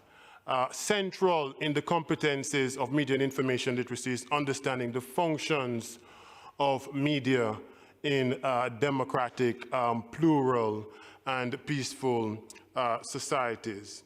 So with that, we're going to move to our next speaker. We have heard from two broadcasting unions from Asia Pacific, if you're just joining us online. We've also heard from the Secretary General, Sonia Gill, from the Broadcasting Union in Barbados. And we're going to take a slight turn now to get the perspective of the regulators, the media regulatory bodies, as we look at the multi-stakeholder approach to not just media governance and media development, but cooperation among media and other stakeholders on media and information literacy development for all. So we're happy to have with us also online Miss Stephanie Comey. She's the board member of the European Platform of Regulatory Authorities, and she's also the Assistant Chief Executive Officer of the Broadcasting Authority of Ireland. With that, We give the floor to Ms. Stephanie Comey, please. We are happy to hear your experience. You have about 8 minutes. Thank you. I hope you're connected. You think I am connected, and hopefully you can hear me just fine. Yes, we're hearing you loud and thank you clearly. very much. Thank you. Thank you very much for the invitation to speak today. I will apologize in advance. I have a little bit of a sore throat, so I may have to take a wee break to cough a bit, but I will be back if I need to. So it was really helpful to hear the contributions from my colleagues of the Asia and the Caribbean Broadcasting Union, because obviously regulators work a lot with broadcasters. Media regulators work a lot with broadcasters. So I might start by talking very briefly about what EPRA is. EPRA is the European Platform for Regulatory Authorities. It's a European forum for national or regional audiovisual regulators to share relevant information, best practice, experience, and expertise. Okay, we have 54 members from 47 countries, and we have a number of permanent observers as well. Now, regulators, in the more traditional or old-fashioned sense of the term, were bodies that licensed broadcasting services and then ensured that broadcasting services complied with various obligations that had been placed on them. But I think it's fair to say that in the last 20 years, the audiovisual and the media landscape has increased and developed so much that regulators have had a number of added competences. Some of them are legal competences through statute, and they get tasked with additional work. Some of them are more policy directions that are generated by this growth in the landscape that I was just talking about. Media literacy comes from that. And I think at a European level, it's fair to say that there is a bit of a patchy landscape in terms of legal competences for regulators in the media and information literacy space. But that is not to say that regulators haven't actually stepped up and tried to deliver some work and some initiatives in the media literacy space. And I think the first thing I'd like to say about media literacy is that unlike other literacies, unlike writing or reading or numeracy, which are required ones and can be built on, but are essentially there for life, media literacy is a lifelong journey, a lifelong education journey, because technology changes, because media literacy has a number of set competencies. So it is not a case that one can develop media literacy and then never have to learn or worry about it again. That could be true of critical thinking. Once you're a critical thinker, you're likely to remain a critical thinker. But media literacy is much more than critical thinking. It's also about being able to access media. It's being able to use it, being able to create with it, and being able to interact with it. And these competencies, these skills, do require further development and in a lifelong way. I do not know whether in 10 or 15 years' time I will be as media literate as I like to qualify myself today. So in talking about the work that regulators have done with media literacy, I might start with the example from my own regulatory authorities, the Broadcasting Authority of Ireland, who had a very brief and very vague statutory remit of, I think, seeking to promote media literacy initiatives. And what we've done with that is recognize that as a regulator, we're not in the education sphere. We are not educators. But what we can do, we can be that pivot. We can be that coordinating center, if you like, for media literacy by inviting other key stakeholders to join us and to work with us and to contribute their expertise, their experience, their skills, their talent, their funding where appropriate and where adequate, in order to develop media literacy and implement media literacy initiatives that are relevant, applicable, and actually enrich citizens' lives, because that's what it's all about. Regulation is about citizen-centered initiatives that allow citizens to understand the media landscape in which they live, and media literacy is just a tool that enables them to access that. So that's what the BAI, my organization, has done. We first set up a policy. We are policymakers after all. And Alton, you mentioned about the need for policymakers to get active in this space. So we did write a policy, and then we invited stakeholders to join us and to create a network called it Media Literacy Ireland, because we thought it did exactly what it said on the tin. It was about delivering media literacy in Ireland. And in that network, we invited broadcasters. There are plenty of them. Most broadcasters broadcasting in Ireland today are a member of MLI. We invited online platforms. We invited journalists, including of the print sector. We invited educationalists. We invited civil society organizations looking after young people, after older people, after disabled people.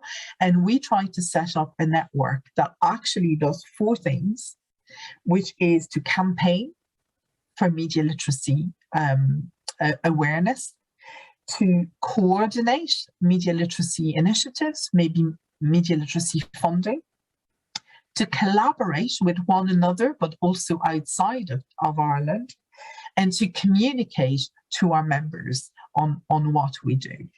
And I am here to talk about, in the capacity of Vice Chair of EPRA, and EPRA has actually engaged very strongly with that model and developed its own media literacy network, which is called EMIL, EPRA Media and Information Literacy Network, and of which the aim is to go back to our 54 members from 47 countries to build a community. And that community comprises EPRA members and organizations and media literacy networks from across the continent. And again, the focus there is coordination and learning, networking, partnership, and ensuring that we give media literacy networks in the various countries a voice. The background and the work of Emil is, and I'm very conscious of my colleagues from Asia and from the Caribbean here, in terms of the regulation of video sharing platforms, which in Europe is actually well on the way through the Audiovisual Media Services Directive, which is implemented in a vast number of the EU 27. But there is also interest outside of the EU for the work that Emil is doing. And those reflections are, I guess, proposals to support the deployment of tools and measures to promote media literacy from a video sharing platform perspective. And that's also important because we have to work with online platforms in that media literacy space. They hold a lot of keys to deliver media literacy messages, and working with them in partnership with them is, in our view, quite important, because it's only truly through a multi-stakeholder approach that we can try and solve those issues. So I had decided that I would give you a number of keywords, and I'll just repeat them before I stop. These are about coordination, collaboration, communication, citizen-centeredness, leadership, and lifelong learning. And I think regulators are quite well placed to help deliver on at least some of those aspects, but they cannot do it on their own. They don't have the skills, they don't have the legal competences, they are not educationalists. However, we can work together in order to ensure that we deliver initiatives that serve citizens, including the ones that enjoy the media that we help regulate. Thank you. Thank you so much, Ms. Comey. Please, a round of applause. You have really stimulated our mind and have shown what can be done through a national regulatory authority. And this lends much hope for this global media partnerships on media and information literacy that UNESCO is trying to launch, and hoping that there will be consensus on today. Because can you imagine if we could expand all of what you just described to other such regulatory authorities partnering, as you indicated, with broadcasting unions and associations. You said it: coordination, collaboration, communication, citizen-centeredness, literacy, and lifelong learning. And this really encapsulates what media and information literacy is about. Let us move to our fourth speaker, who is also with us in the room. His name is Mr. Gregoire Njaka. He's the Chief Executive Officer of the African Union of Broadcasters. Africa is one of the overarching priorities of UNESCO, the other being gender equality, and we're really happy to have you with us physically, Mr. Njaka. The floor is yours. You have about 8 minutes, please, so that we can make up on time.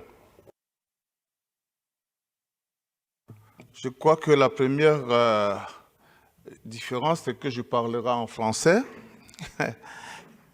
Yes, we have interpretation, and we thank the interpreters, which we forgot to acknowledge. Thank you so much for bridging our language divide, not only an information divide or knowledge divide or technology divide, but a language divide as well. So thanks so much to the interpreters. We have interpretation in Spanish and French. So please make sure you're on the right channel. Did I miss one? Spanish, French? I think we're...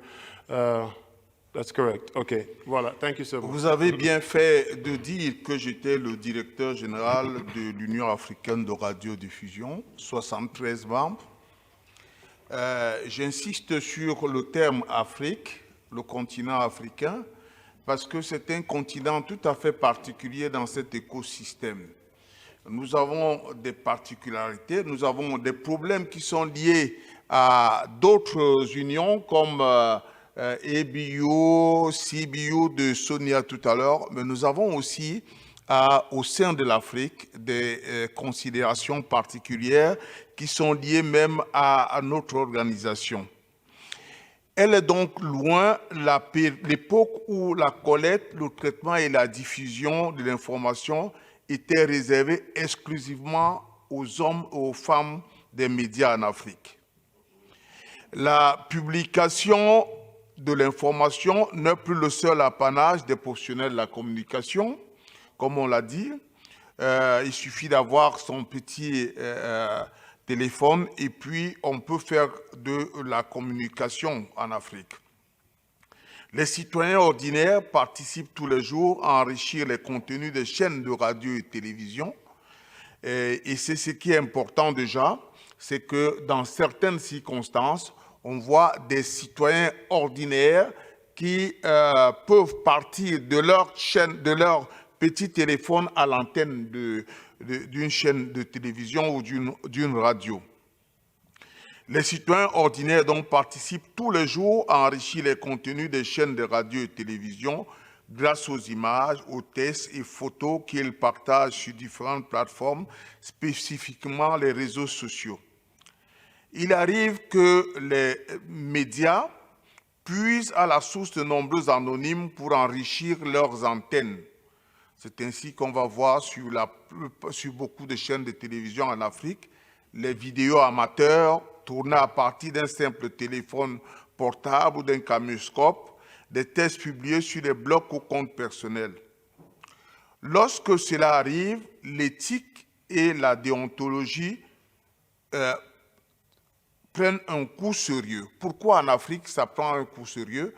Parce que nous sommes un continent où la capacité, il faut dire que la plupart de nos populations vivent encore dans une situation où ils n'ont pas toujours tous les outils nécessaires pour pouvoir, n'est-ce pas, faire le point, pour pouvoir vérifier l'information. Et en Afrique, la situation est particulière parce que les médias manquent énormément de contenu. Certains contenus mis à la disposition des médias sont considérés comme du pain béni. Mais en Afrique aussi, compte tenu du fait que dans un petit pays, vous pouvez trouver 10, 15, 20, 30 langues différentes, il y a des problèmes qui se posent. Et en Afrique, la lutte pour le pouvoir, se maintenir au pouvoir ou arriver au pouvoir a un effet sur toutes ces informations qui sont distillées par l'homme de la rue ou le commun des mortels. Donc la situation devient un peu plus compliquée. À longueur de journée, des informations sont partagées dans l'espace public sans réserve. Et de plus en plus, dans certains pays, on a vu des médias qui appelaient à la haine, pas le média lui-même, mais des vidéos qui sont faites par des tiers, qui échappent complètement au contrôle des régulateurs et de bien d'autres personnes. Face au flot des informations qui nous arrivent en cascade, beaucoup ne savent plus à quel sens se vouer. Englués dans un tourbillon informationnel où on se retrouve pris au piège de la désinformation. Généralement, la plupart de cette information qu'on retrouve dans la rue est de la désinformation parce qu'elle n'est pas vérifiée à bonne source.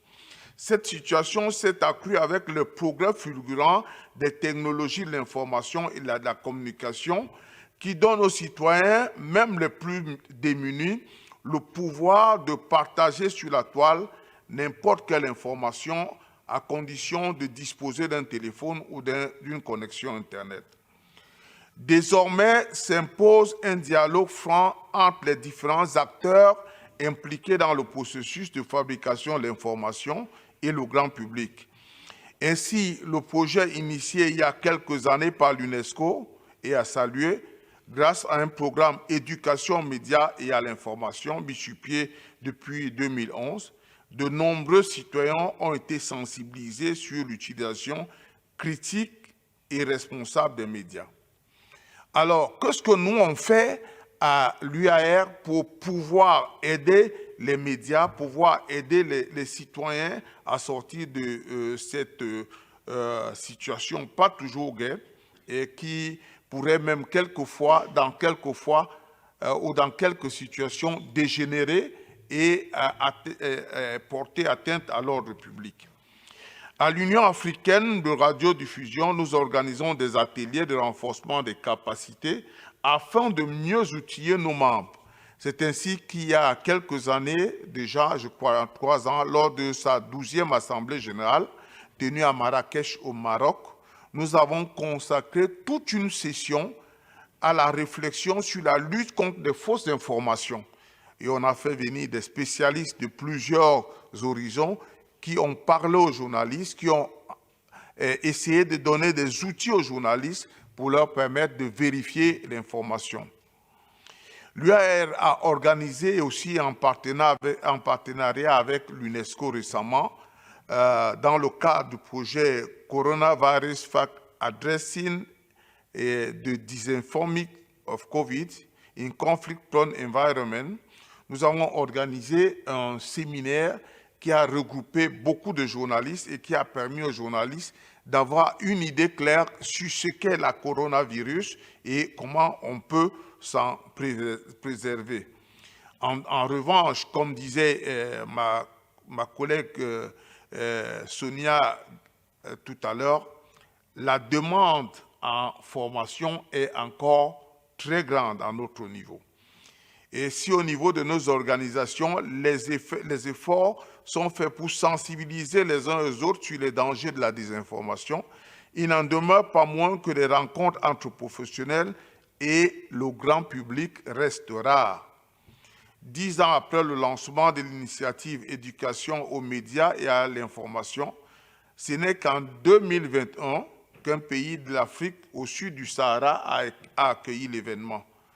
Toutefois, quelques initiatives entreprises par les ONG et la société civile africaine sont visibles sur le terrain, mais elles ne se déroulent que dans des cercles restreints et n'ont pas toujours l'impact souhaité.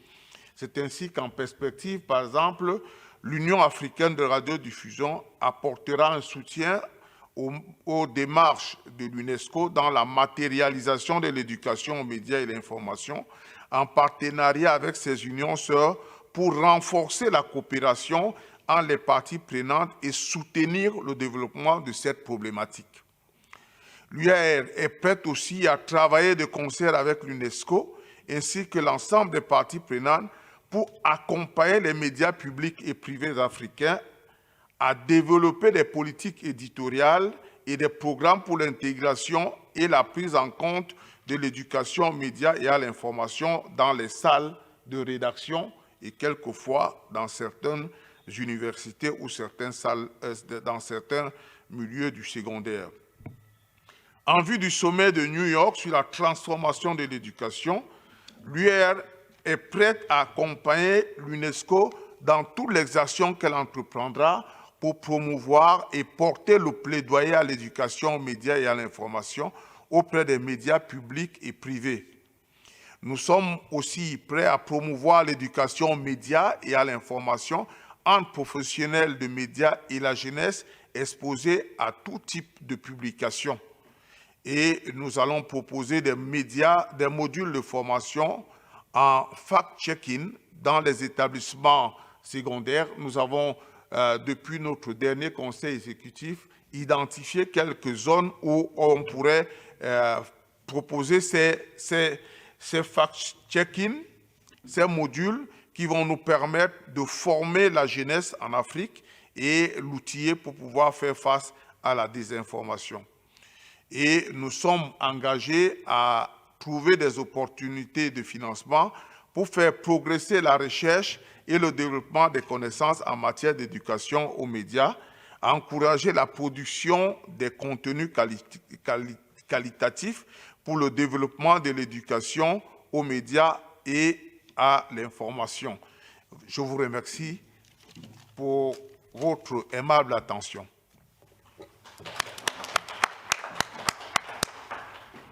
Again, thank you so much, Mr. Njaka, for sharing the African perspective with us.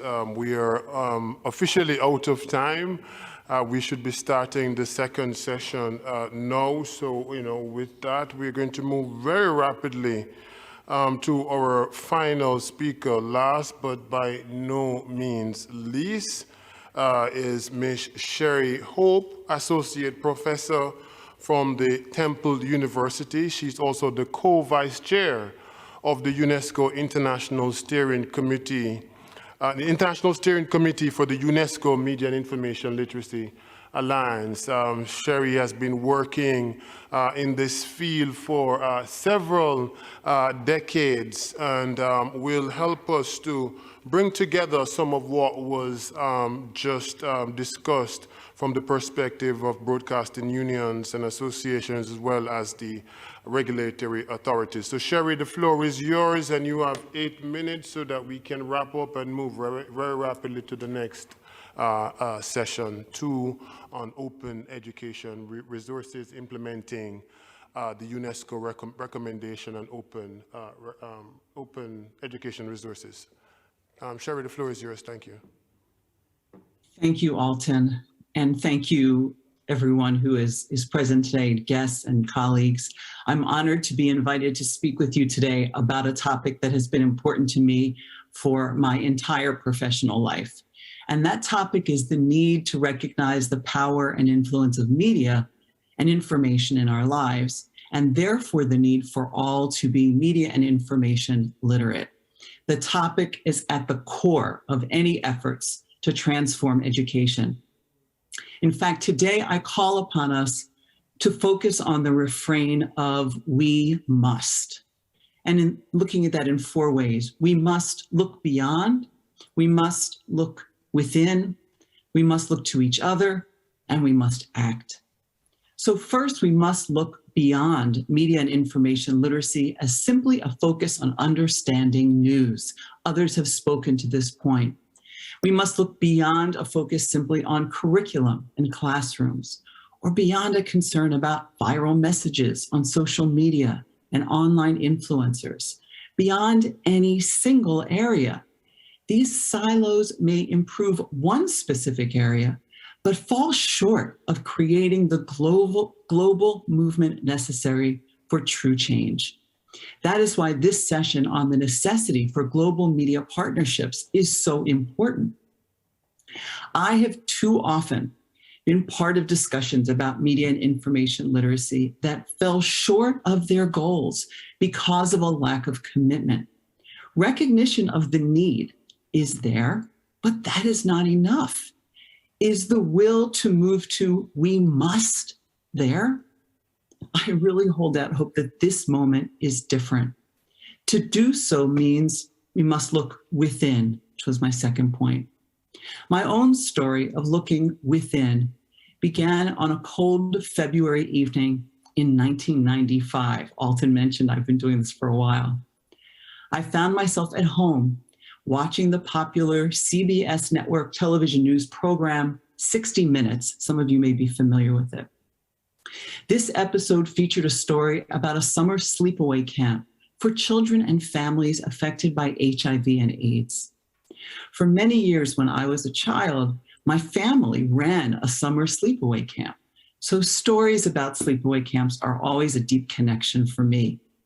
A few months later, I attended that camp as a volunteer. And on our first day of orientation, we had about 200 volunteers gathered in a room, and we were asked to share how we came to know about the camp and why we were there. And so the first person stood up, and that person said, "I saw the piece on 60 Minutes, and here I am." And then the second person stood up and said, "I saw the piece on 60 Minutes, and here I am." Person 15 said that. Person 35. Person 75, person 130, person 200, every person shared a similar experience of watching a 10-minute television story and then being motivated to volunteer 2 weeks of their personal time to help these families. Sitting with those volunteers was a powerful media moment for me. It affirmed my belief in the power of media to do good, but it also affirmed for me the power overall of media and the need to bring media and information literacy skills to our interactions with media.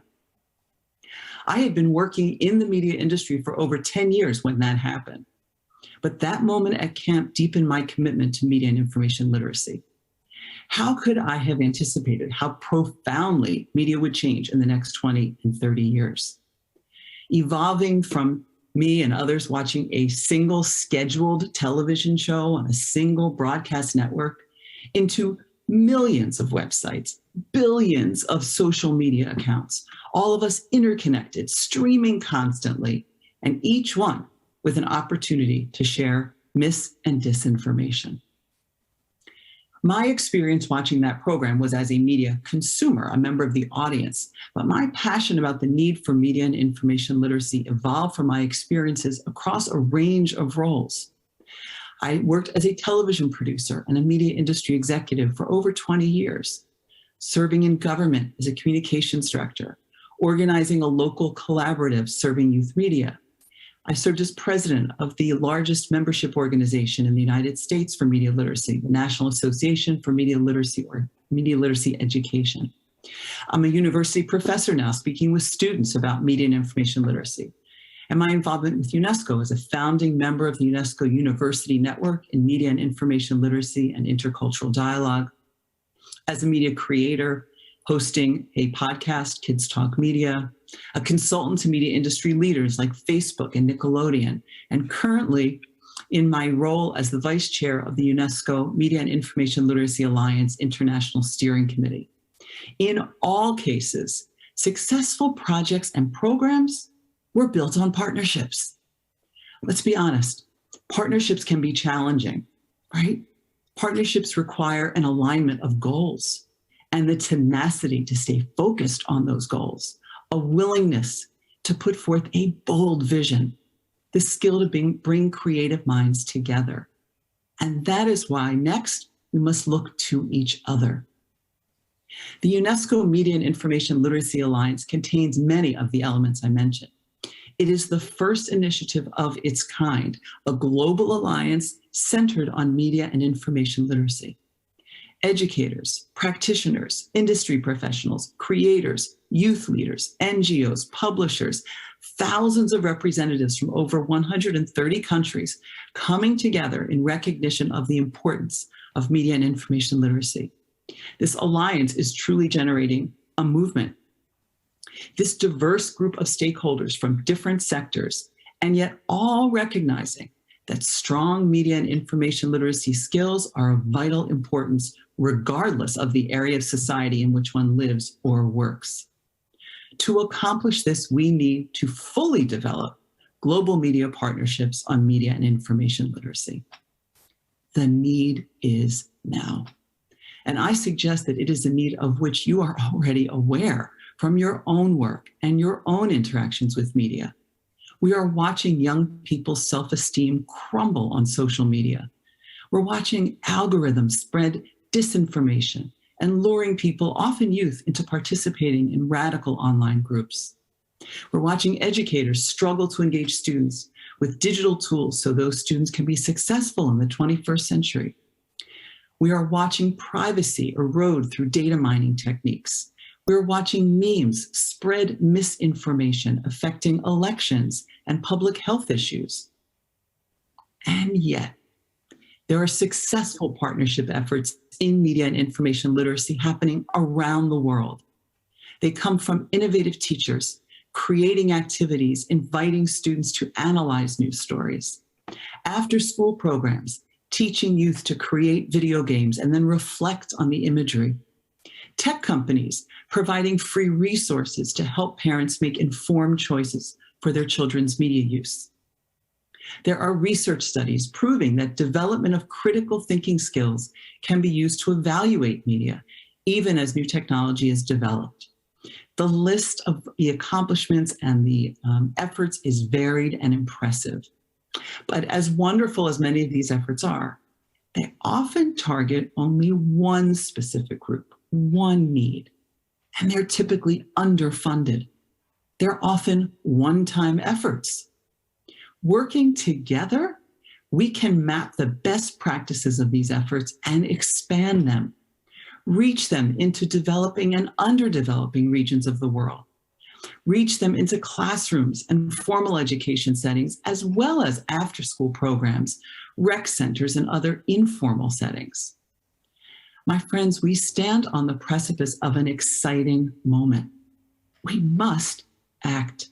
We must have the will to create change that will assure future generations grow up with the media and information literacy skills so important to being an active, responsible, considerate, and empathetic citizen. There is no denying the absolute critical moment we find ourselves in. Speakers have mentioned many of their perspectives on this.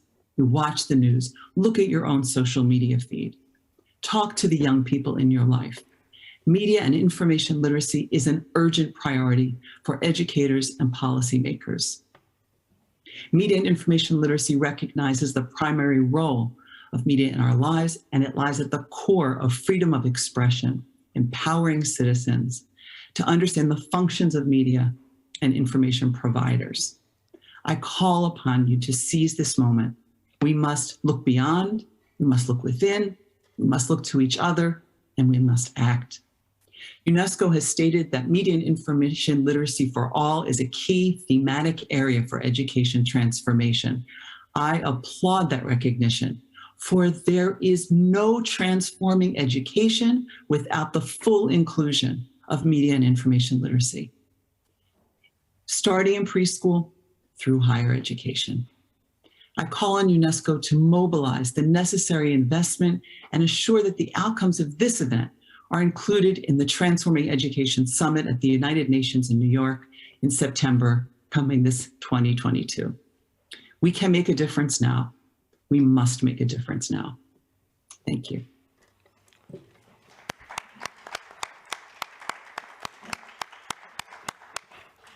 Thank you, Sherry Hope. With that, we're going to wrap up this session. We started by saying this is an historic moment. Yes, we're going to go straight into the next session in 5 minutes. Within 5 minutes, so we have time to take at least 1 or 2 comments from the floor. No, we don't. Okay, so I'm getting a mixed signal here. So let us wrap up this session. I think it's a fitting way to close the session with your presentation, Sherry. I want to thank all the speakers, Mr. Gregoire Njaka, the Chief Executive Officer of African Union, Sonia Gill, Secretary General from the Caribbean Broadcasting Union, Steve Ahern from the Asia Pacific Broadcasting Union, Stephanie Comey from the European Platform for Regulatory Authorities. Thank you so much for contributing to this meeting of minds. As I said, Sherry really summed up the discussions that we have had. We must look beyond the silos. This is what UNESCO is doing. This is what UNESCO stands for as a multidisciplinary organization with our 5 areas of competencies. We are looking beyond, we are looking within our structures with our partnerships, our member states. You have heard from our member states. We're looking to each other, to other UN agencies and many other stakeholders. And today is a sign that UNESCO is acting.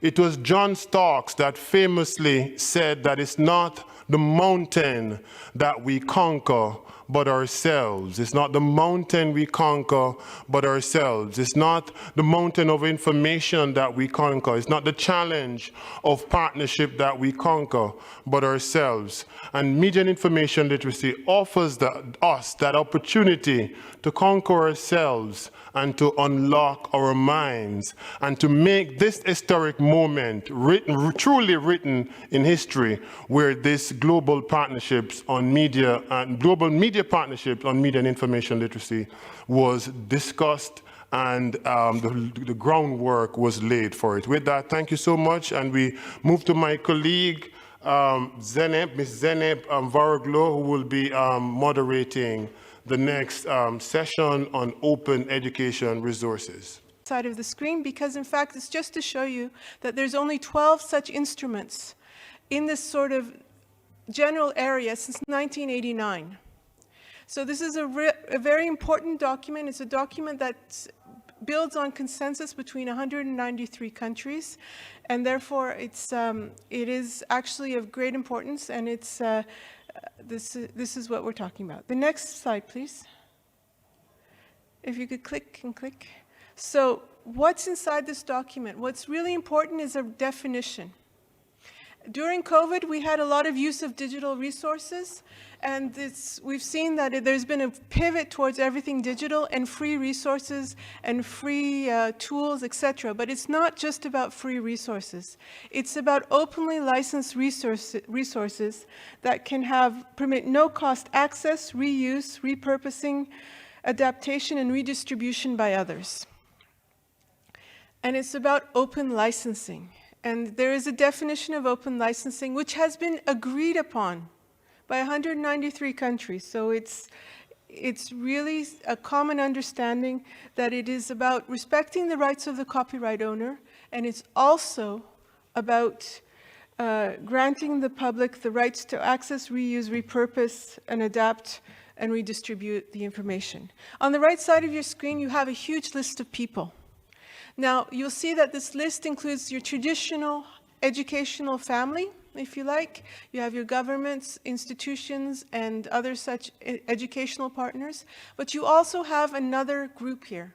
And it's the group that deals with cultural entities, such as archives and libraries, broadcasting corporations that we spoke about earlier in the discussion, and also, of course, all copyright holders, which is a very large group, and information and technology companies. Next slide, please.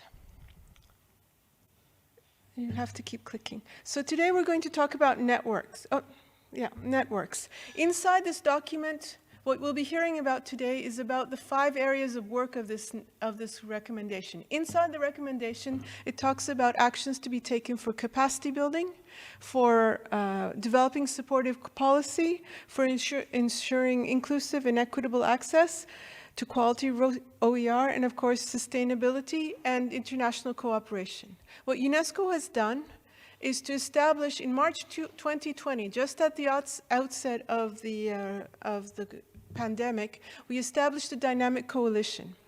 And this is everybody and anybody, whether they be one member of those stakeholders or another, that have an interest in sharing and collaborating about implementing this recommendation. It is on open educational resources, and this is an open coalition to share and build together. It leverages on collaboration between different frameworks, and it is a community of practice. We'll share with you the link to join, and everybody is quite welcome to join and to share information and to be part of the activities and products. Next slide, please.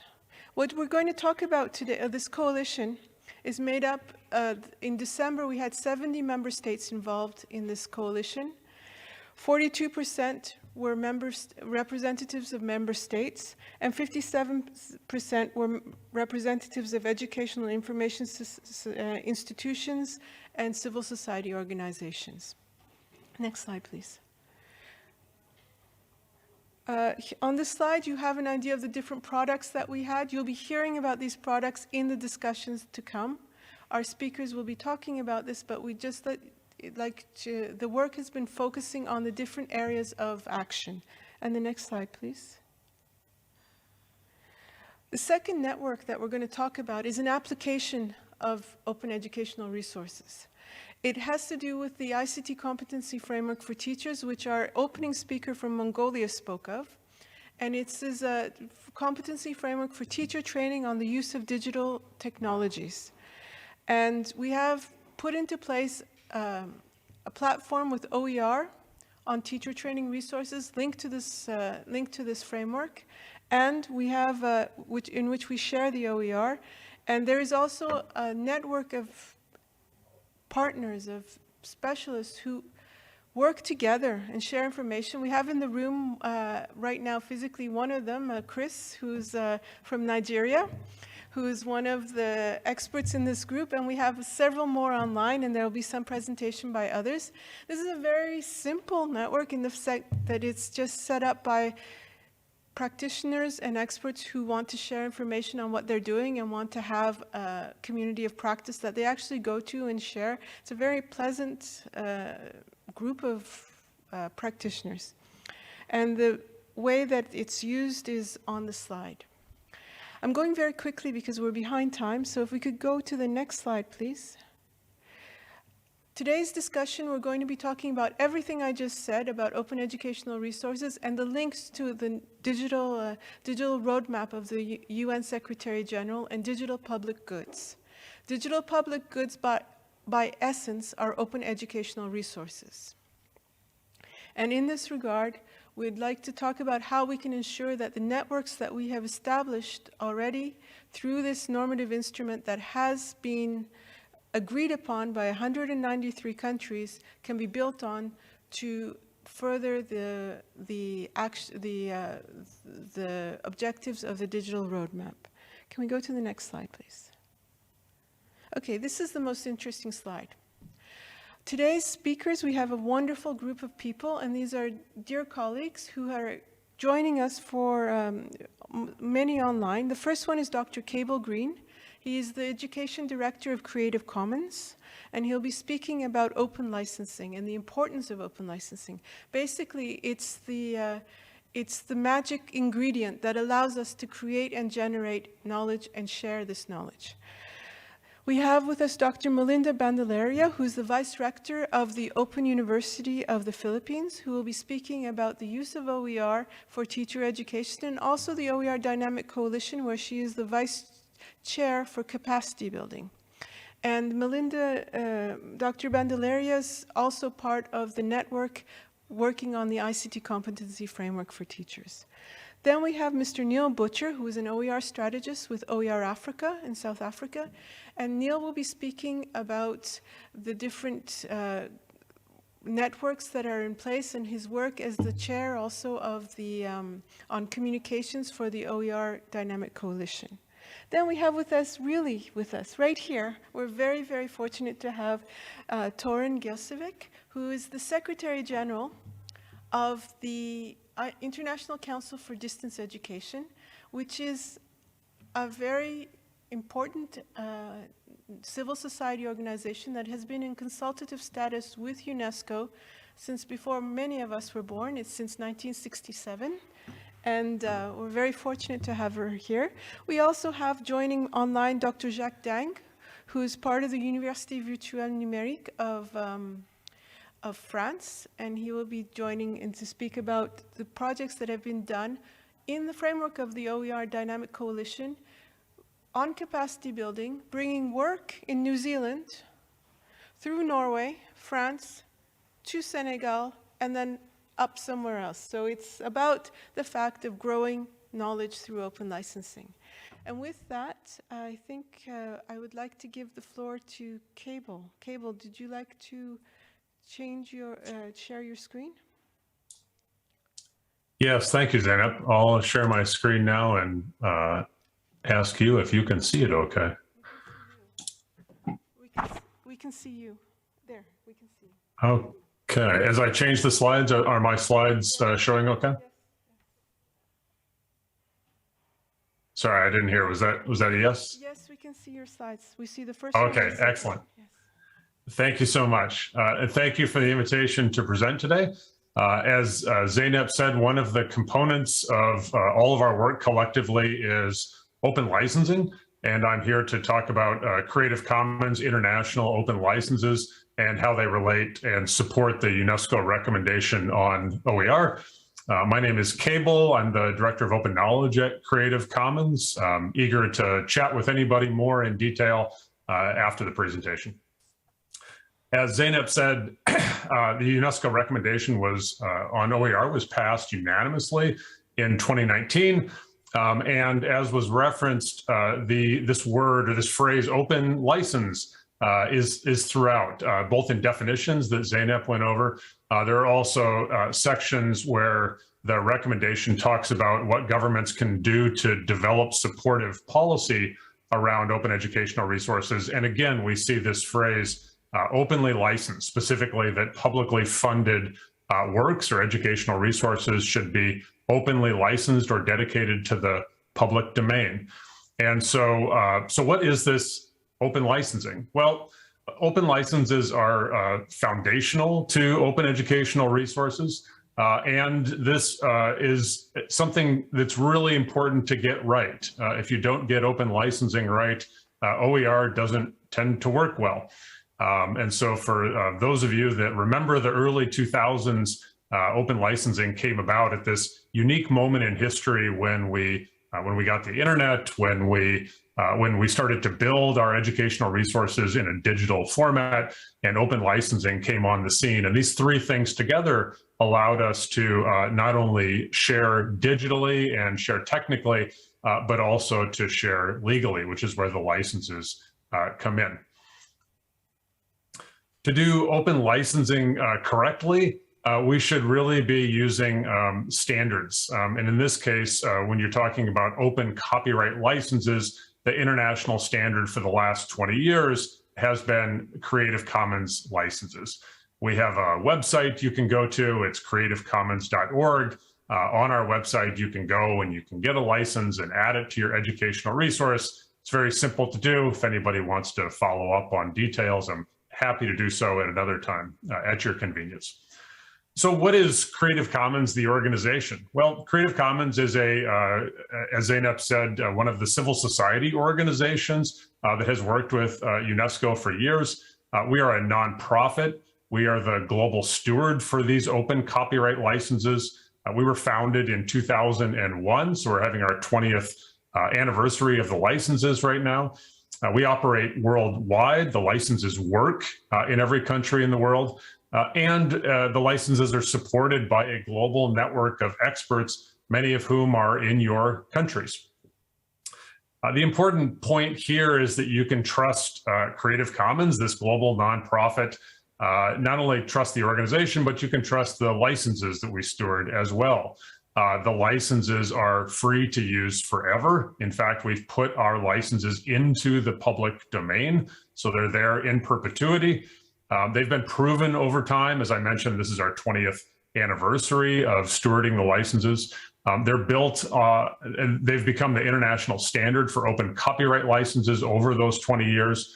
They're built on top of and respect copyright law. So this is not a fight against copyright. This is actually embracing copyright law and in using the power of copyright law rather than to restrict, it's using the power to share. Which is the great thing about CC licenses is you're empowering individuals and organizations to share legally. The CC licenses have gone to courts of law over the years. They've never once lost. So these are robust legal tools that you can rely on. These tools are translated into languages around the world. And we're also proud to say that we've worked with UNESCO for 20 years now. And really have benefited from that relationship and enjoy working with UNESCO and other UN entities. So what are we about at Creative Commons? Well, we have a very simple vision. We are dedicated to opening up knowledge and culture. And when we say knowledge, that includes open educational resources. And we do this to serve the public interest. So what are these licenses? Well, Creative Commons has 6 open licenses and 2 public domain tools. We don't have time to go through them today. There are multiple open license choices for your educational resources that you want to make OER. The UNESCO definition of OER that Zeynep went over requires an open license that permits others to repurpose and adapt the educational resource. So while we also have 2 no derivatives licenses, they don't work well for open educational resources as defined by UNESCO. The other 4 licenses and the public domain work well for OER. That being said, there are certainly cases where it makes sense for people to get into sharing using the no derivatives licenses and to kind of test it out, if you will, and get comfortable and then move to one of these other licenses, which are OER compliant or OER compatible. We're very proud at Creative Commons. We like to say we put the open in OER, we put the open in open science and open access research. But the point here is that the world's OER are CC licensed. So what about licenses? Should you create your own license or should you just use Creative Commons licenses? Please don't create your own open license. These, to be very clear, again, we don't charge for this. This is all free. We do this as a public good and a public benefit. And there's a reason that it's important to just use the existing licenses. Mainly, Creative Commons licenses grant clear standard legal permissions in every country of the world to the public. They are standard international licenses. Creative Commons licensed content in one country can legally be used in any other country in the world, and the author rights are protected. And these standard open license terms reduce transaction costs. So when you start to build different open licenses, Whether or not they can be remixed or adapted is a question. Whether or not they can be modified and remixed in a way with other OER that is CC licensed becomes a question. And that kind of friction is not what we want to introduce into the broader global OER ecosystem. What would happen if you created a custom license? Well, first of all, it's not a Creative Commons license, which causes confusion in understanding and implementation of the license globally. Probably most important, the content licensed under custom open license or other copyright licenses cannot be remixed with the billions of existing and future, it's being built all the time, CC licensed OER. And so part of global networks sharing and working together to build educational resources is this legal infrastructure, the ability to take somebody else's work, give credit to their work, give attribution, honor the author, and also to be able to remix it and to do so seamlessly with a set of standard international licenses. And if we do introduce these custom licenses, the net result of that is we get reduced use, we get less sharing, and we get fewer adaptations by the public, which is kind of the opposite of what we want. To the extent that we are all working on solving big problems in the world, like the United Nations Sustainable Development Goals, what we need is more reuse. We need more sharing, more adaptations of quality open educational resources, not less. And the CC International standard licenses help ensure the development of these learning networks to share and build knowledge globally. If anyone needs help, any of your governments, any of your education institutions, Creative Commons, this is what we do. We're more than happy to assist you. Please reach out to me anytime and we will rally the appropriate resources. Here is my email address. I'm simply cable@creativecommons.org. Contact me anytime. I'll get back to you promptly.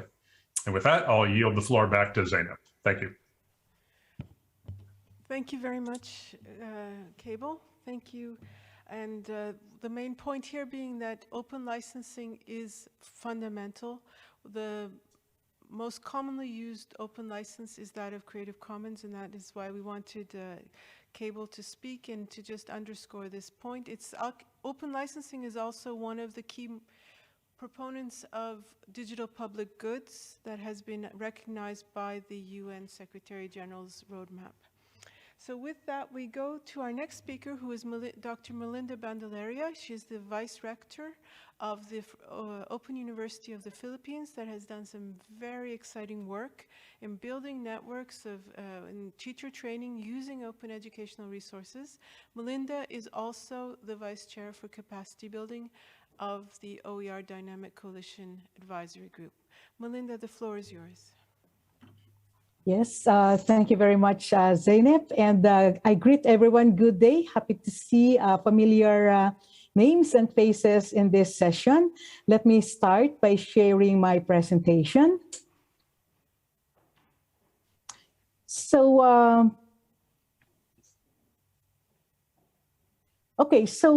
will be talking about my experience and my exposure about the networks where I am involved in, and scaling up the action by these networks supporting open content for teacher training and lifelong learning. And I will be drawing insights based on our experience in the Philippines. So for this presentation, I will be giving a brief background about the coalition supporting open content, the two coalitions, the experience from the involvement and the practices observed, which can be leveraged to respond to the OER recommendations and the recommendations for action in support of what we had adopted in 2019, the OER recommendations. So the first network or coalition that I'll be talking about is on ICT CFT, harnessing the OER network. Zeynep earlier described what this network is all about. It is all about the competency framework for teachers on the use of information and communications technology.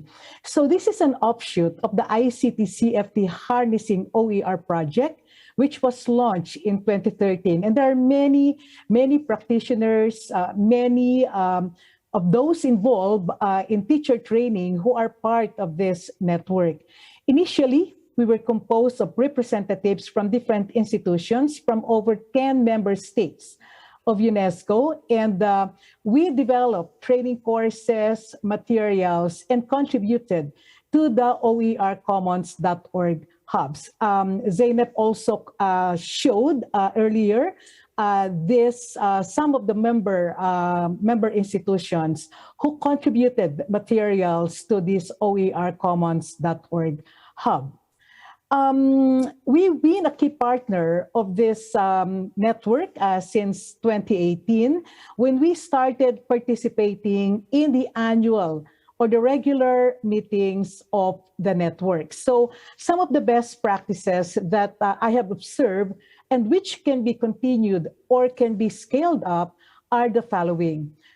As mentioned, we have the digital platform for the repository of OERs, which is the oercommons.org. As shown here, these are some of the member institutions or countries of the network.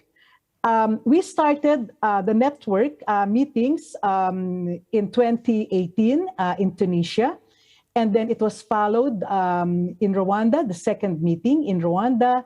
And the third, because it was already the pandemic, we held it online in February 2021. Zeynep earlier mentioned that Chris is in the hall, physically present in this session, and Chris is also a very active member of this network, as well as Neil, who will also be speaking after me.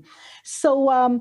One other best practice that can be adopted to make the network work is, in addition to the regular meetings, is the group communication platform. We have to note that this network is a volunteer work, a bringing together of those who are into it, those who are using OERs, those who are advocating for it. And we've been communicating with one another even during the pandemic through this group communication platform. It was just initiated by one of the volunteers, by one of the members from Rwanda, and it kept us connected. It kept us informed of what the other members are doing.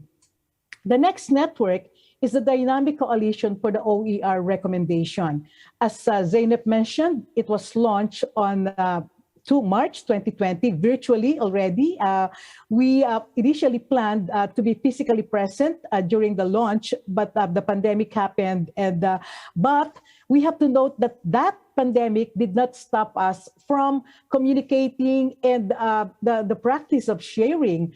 And we were able to pursue what has been initially set as the objective of the Dynamic Coalition, and that is to expand, consolidate the commitments to actions by the various members of the coalition in the 4 areas of the UNESCO OER recommendation. So building capacity, developing supportive policy to support OER, practice the use and the adoption of OERs, encouraging inclusive and equitable quality OER, and the nurturing of the sustainability models for OER.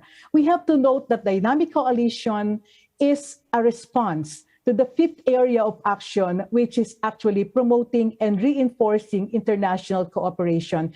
And I am happy to note that because of the best practices that we've been doing as members of the Dynamic Coalition, we were able to really pursue this 5th area of action in the OER recommendation. We've been doing online forums restricted by the mobilization, the traveling restricted by the pandemic, but we continue doing online forums, sharing best practices and initiatives. A working group is assigned to each action area, which ensures that there is someone or a team working on a specific area of the recommendation. And again, we keep each other informed of what everyone is doing through an e-newsletter, which we are receiving regularly. And yes, we've been, sorry, this should be 2020. We've been a partner, we've been a key partner of the Dynamic Coalition since it started in 2020. So what are the things that we can scale up? The actions that we can do through the networks or through the coalitions. There are 5 recommendations that I can put forward. We can promote the OER sharing platform, oercommons.org. There are so many resources there for members who are doing capability building, increasing the awareness about OERs, the practice, the sharing. Then we can promote, we can say that there is this platform already. When we talk of quality OERs, we can direct users and even those who are interested to share to the OER Commons, because they can even share their own resources through this platform.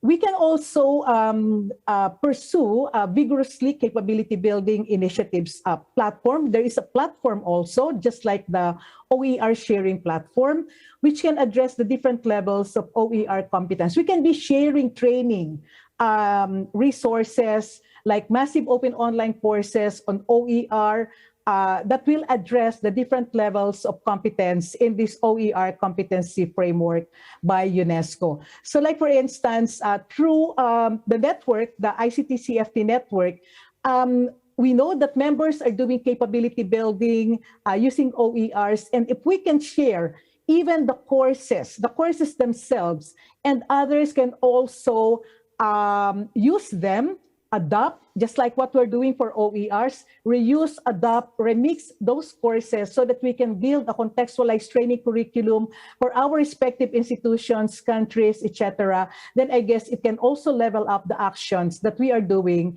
through our respective networks.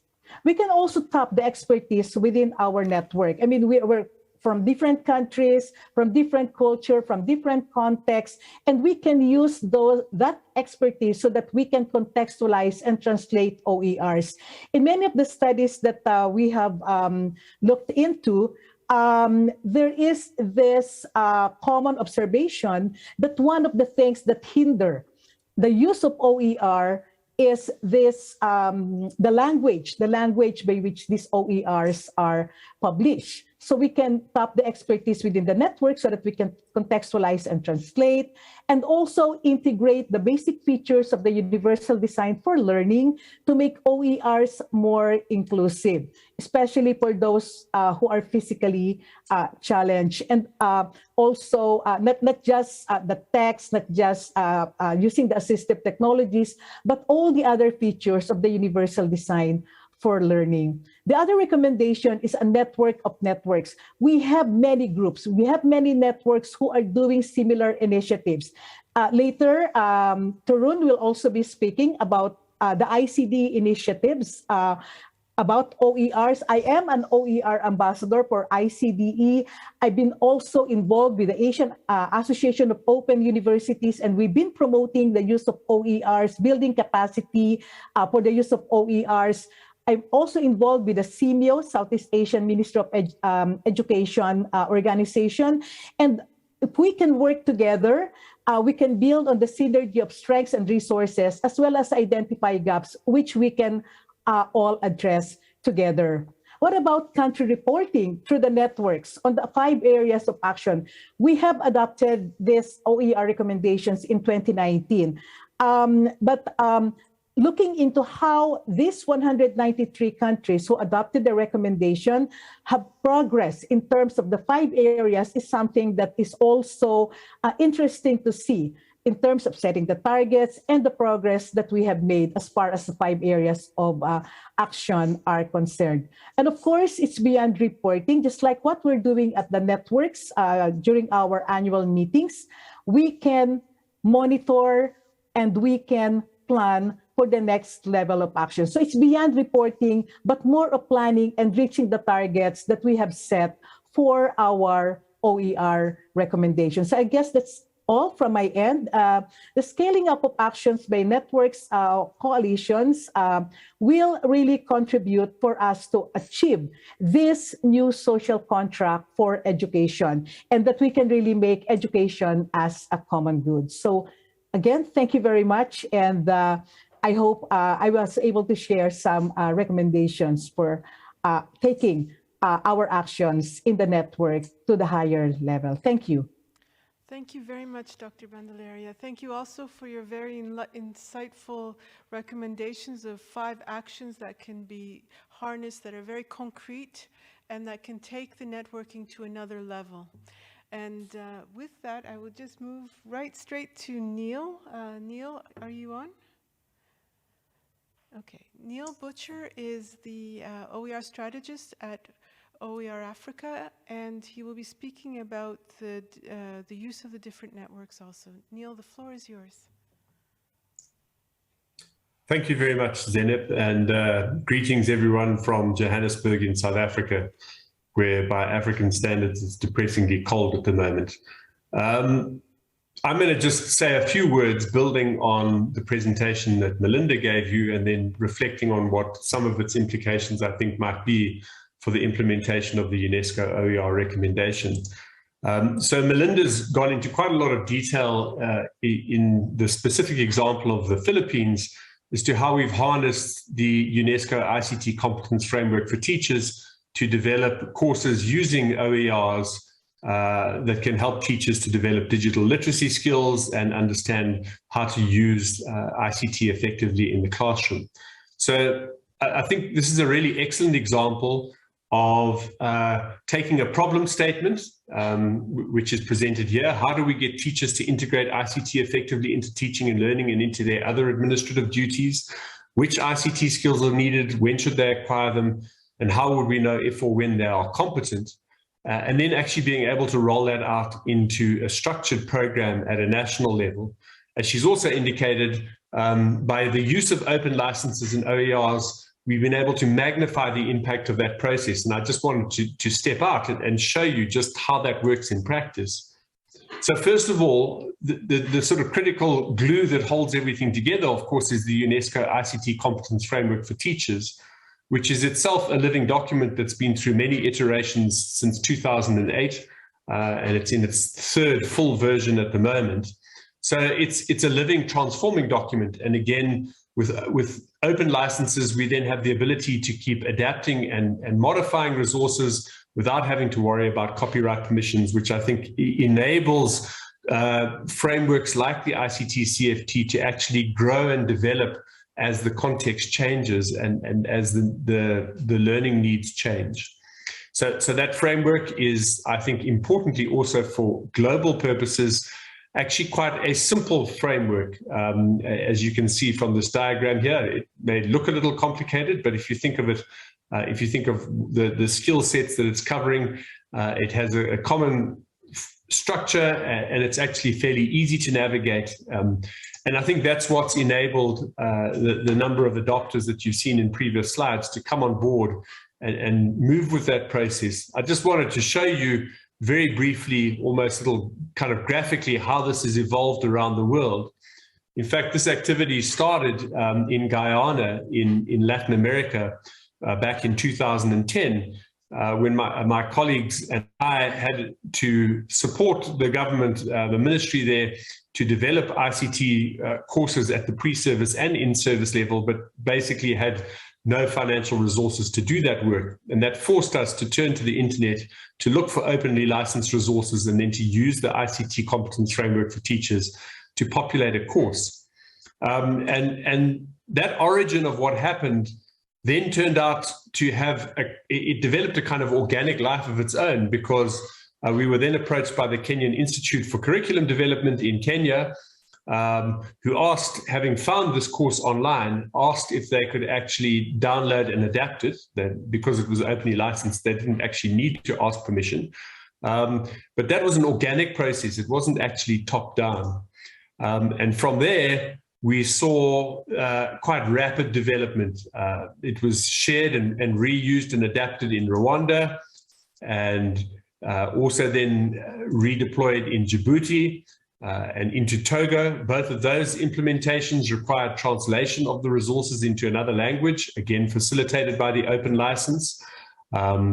We then started at that point, we created the OER Commons Hub that Melinda has spoken about, and started sharing all the resources that were being produced in a common repository, which is, I think, critical to the success of this work. And from there, it then came down to my home country of South Africa, where I was approached again organically by the Matthew Ganiwe School for Leadership and Governance to redeploy the materials here, and we provided some technical assistance to that work. Went then across to our neighbors, Zimbabwe, and then up to Egypt. And as you can see from these diagrams, back into Mozambique, it really, and then Melinda spoke about the activities in Tunisia, which is where the Philippines then came to get involved. At that point, we also started creating generic versions of the course materials, which are shared on the OER Commons, so that instead of having to adapt off country-specific examples, other countries can download and adapt these resources and materials from a generic base. So I think what this really illustrates is that effective use of OERs and open licensing is more than just about the license itself. Cable's given us a great introduction to the power of those licenses, and everything that we're doing here is obviously using those Creative Commons licenses, but it's really what you do with that power that matters. And this particular project, I think, highlights better than any other I know of what the international power of sharing and collaboration can be. It helps to reduce costs. Working in a common global framework helps to provide confidence that the materials that are being developed are of high quality. And most importantly, it enables countries to share with and learn from each other in terms of what they're doing and build on the good lessons that each country has come together. As you've heard, it's also critical that there's a community that accompanies that. We have a community running on a WhatsApp group at the moment, but there's also other communities elsewhere. So this, I think, is just one really excellent example of the OER recommendation coming to life. It straddles a number of the different action areas of the OER recommendation, this particular project. And what we're now doing in partnership with UNESCO is helping to coordinate the development of a set of guidelines that will draw on this kind of good practice. And through another initiative, the Network of Open Orgs, we've been identifying a number of good examples of what we think highlight effective use of OER in education systems. And 5 experts have been appointed recently by UNESCO. I'm helping to facilitate this process, and we'll pull together an overall report where we're doing extensive desk research and consultation into similar kinds of best practices of the kind that I've just presented to you, to develop guidelines first in each of the specific areas of the OER recommendation as Zeynep presented them to you, and then pulling that all together into an integrated set of guidelines which will emphasize helping governments to make progress in implementing the OER recommendation ahead of their process of reporting to the General Conference in 2023. Apologies for that typo there. And what I wanted to highlight just in closing that I think is really important from these examples is that it doesn't just matter that we use open licenses and OERs and share content. It really matters what educational purpose we're doing that for. So I've become increasingly aware, and I think COVID has really helped us to reflect on some of the challenges and limitations of our education systems, the kinds of learning losses that particularly marginalized learners have experienced in the last 2 years, highlight not only the marginalization of poorer students, particularly in crisis contexts, but I think also highlight the extent to which so much of our education is actually not fit for purpose and is not helping people to integrate themselves into the world as it exists today. So I think for me, it's become increasingly important to understand that open licensing is not by itself a meaningful proxy for openness in education. So openness in education includes things like improving access, ensuring better quality, making sure that the education experiences we're delivering ensure greater success for students after they've finished study, providing more flexibility in terms of how people can access and where and when they can access their learning opportunities, etc. So if we're just using open licenses to entrench and kind of replicate the old models of education that no longer serve our purposes and that are creating and making more efficient, entrenched and rigid, closed systems of education, I think that it's actually taking us backwards, not forwards. So for me, the critical lesson to be learned from this very open, flexible, collaborative project around the UNESCO ICT competence framework for teachers is that when we're thinking about our policy decisions, when we're thinking about implementation, we should always be assessing the decisions that we take against their real transformative effects on education. We can't just think that by applying open licenses to content, if it's bad quality content or it's content that's teaching outdated or unhelpful learning outcomes, then that's actually not transforming education in a meaningful way. And I think as we stand at this critical moment in human history, that process of educational transformation, I think, is going to be what drives us towards a better society. And I think open licensing plays an enormous and very powerful enabling role. And I think the work we've done around the UNESCO ICT competence framework for teachers demonstrates how it can be done well. But I think we also need to guard against complacency and assuming that just because we're implementing and using OERs, we're necessarily achieving educational transformation. So those are just my thoughts. Back to you, Zeynep, to continue the presentation. Thank you very much, everyone, for giving me the opportunity to share my ideas with you. Thank you very much, Neil. Thank you also for bringing alive or illustrating how it's been brought alive, the use of open licensing to make community vibrant and to be able to grow and share the knowledge that's necessary. I think that's it's a very good example of everything it takes to actually wake everything up and keep it going. With that, we're at the last presentation, and I think, is it you or Jacques? It's you. Okay.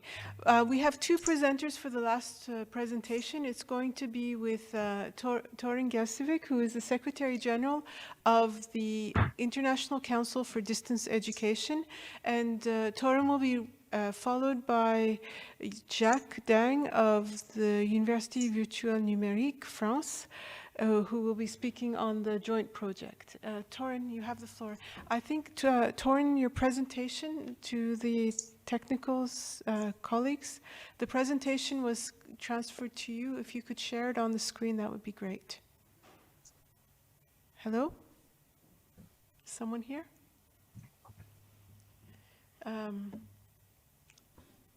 Excuse me.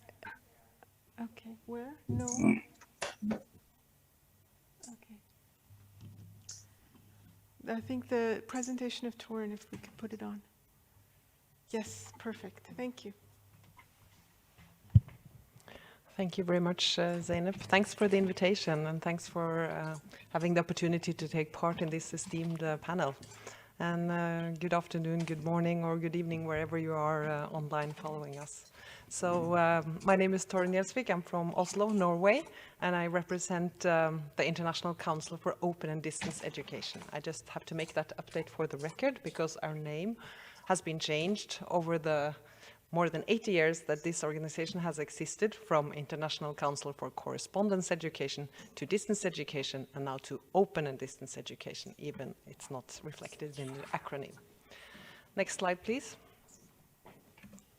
So ICDE is supported by the Norwegian Ministry of Education, which is why the Secretariat is based in Oslo, Norway.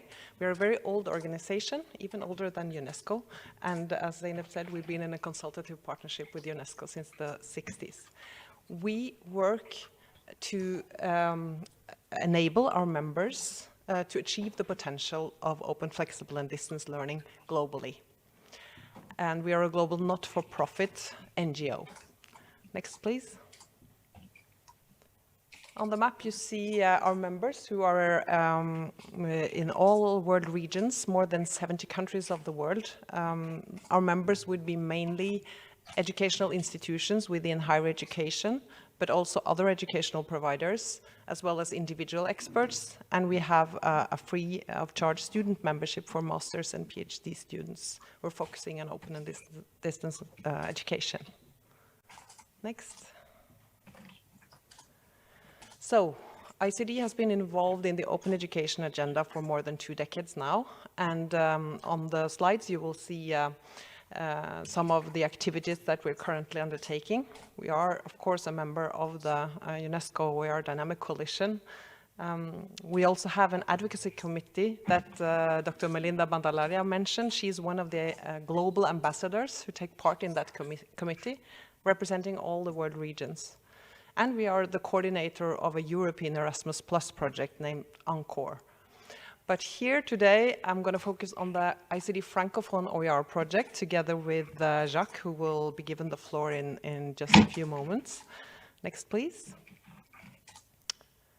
So the backdrop of this project, which started in 2020, was of course the adoption of the UNESCO OER recommendation, but also this unique French collection of OER for higher education that was provided by the French digital university, Université Numérique, which is a long-standing member and partner of ICDE.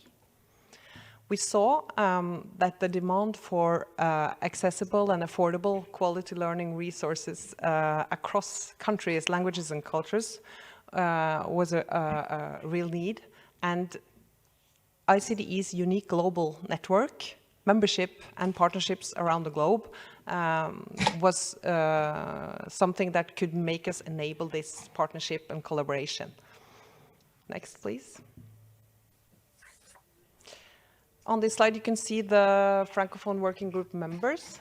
So it started with the Université Numérique, ICD, and the French Ministry of Higher Education and Research, UNESCO and ICD, of course. And later on, we have included several of the virtual universities in the Francophone Africa.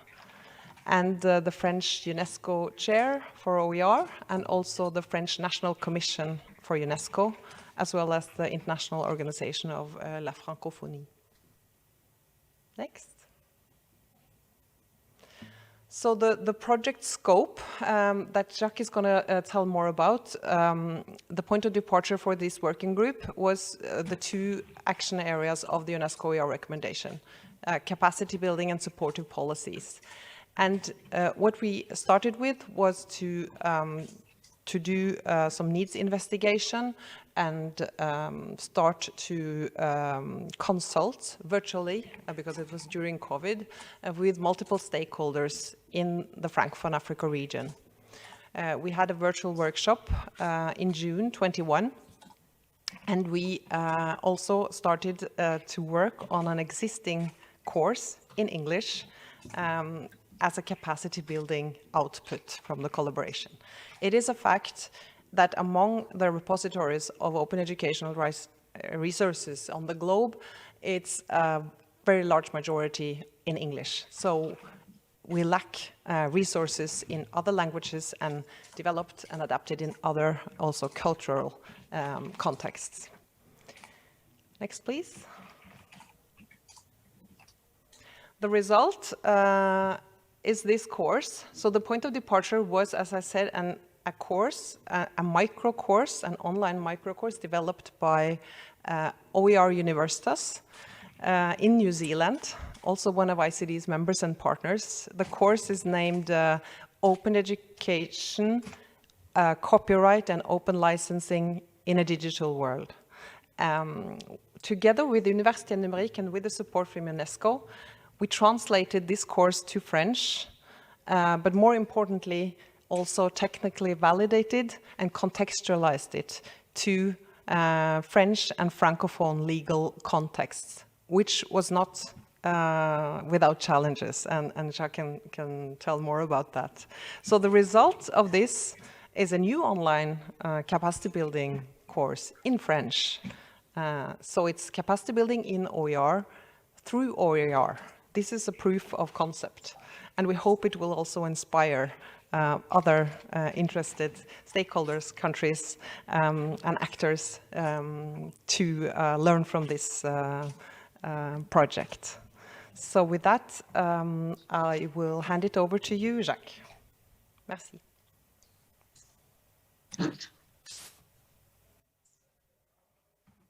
Merci beaucoup. Bonjour à toutes et à tous. Je vais juste avoir besoin de partager l'écran si c'est possible. Donc si on peut arrêter, voilà, super.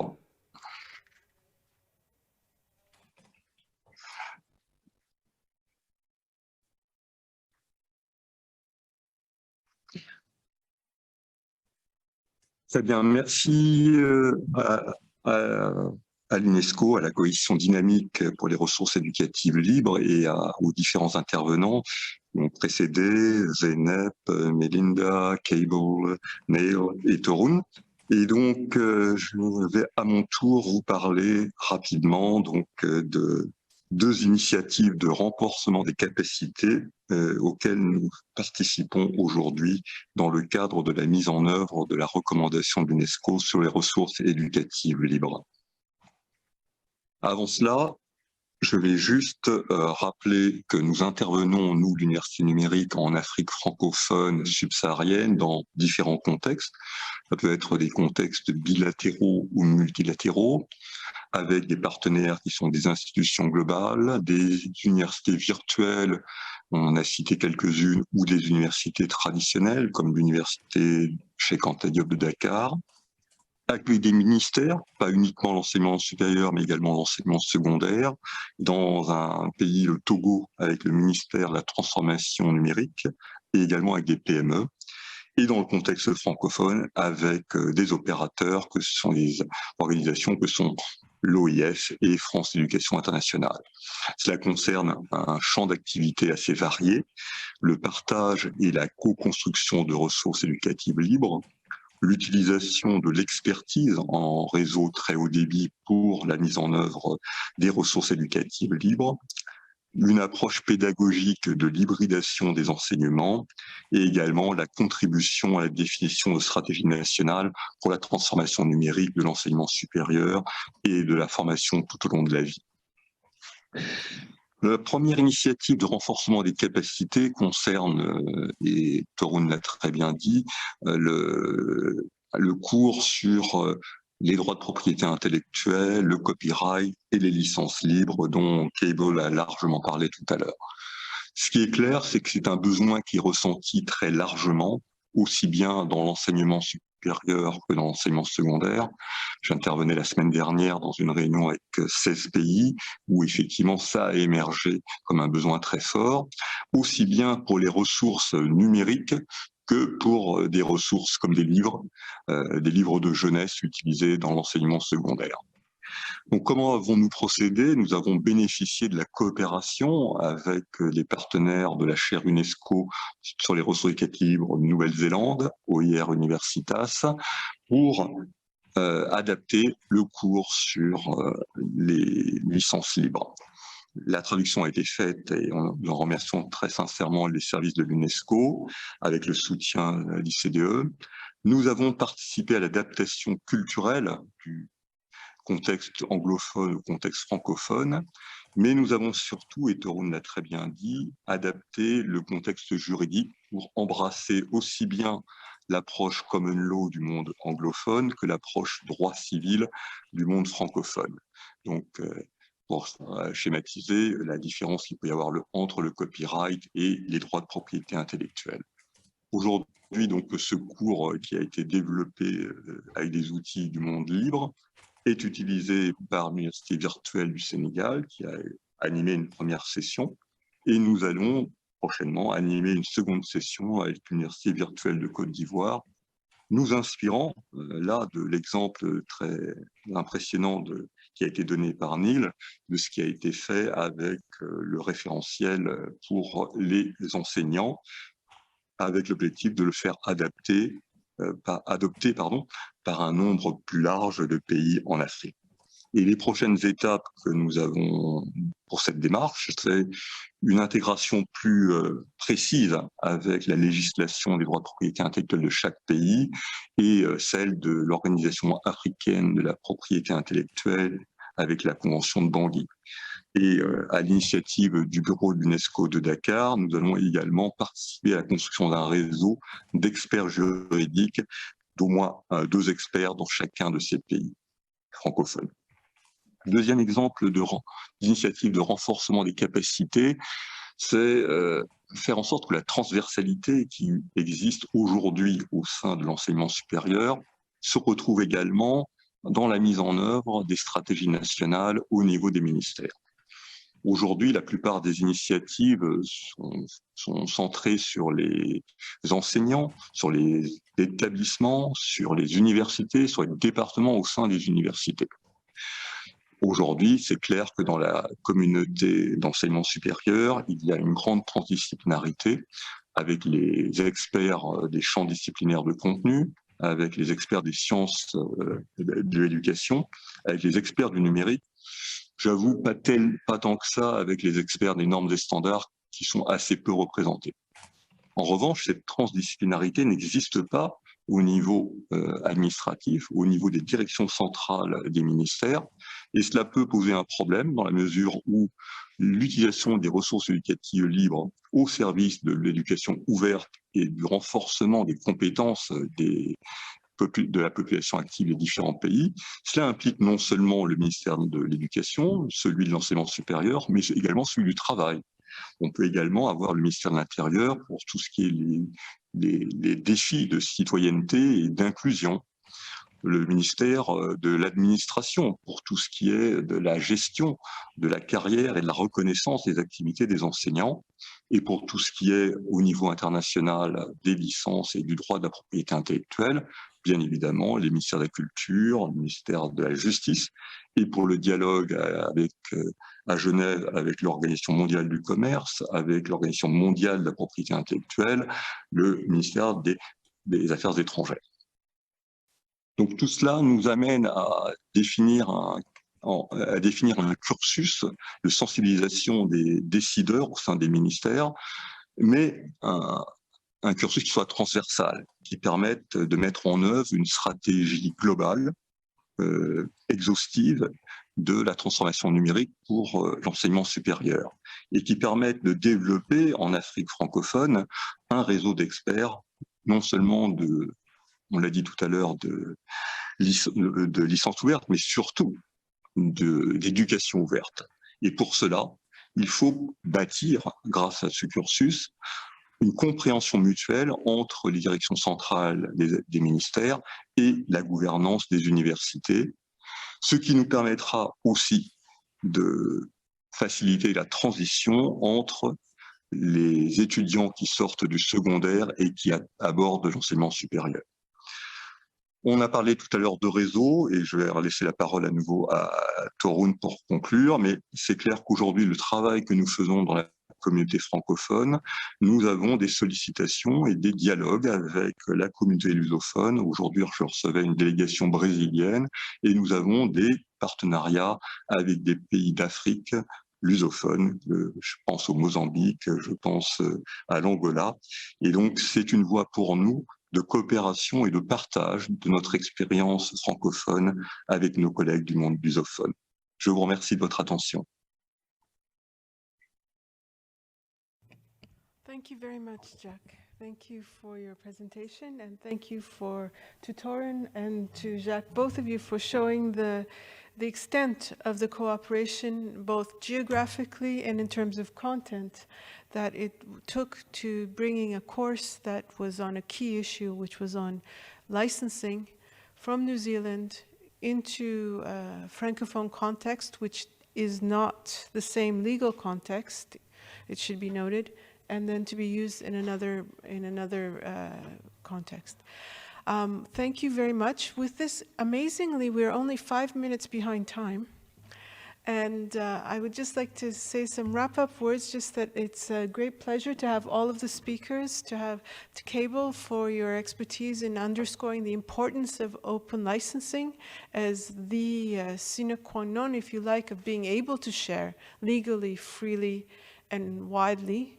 Melinda, for your wonderful explanation of how the Open University of the Philippines, under your leadership, has been a key player in the many UNESCO networks and also networks in other institutions such as ICDE, in really pushing forward the possibility of generating and sharing knowledge worldwide.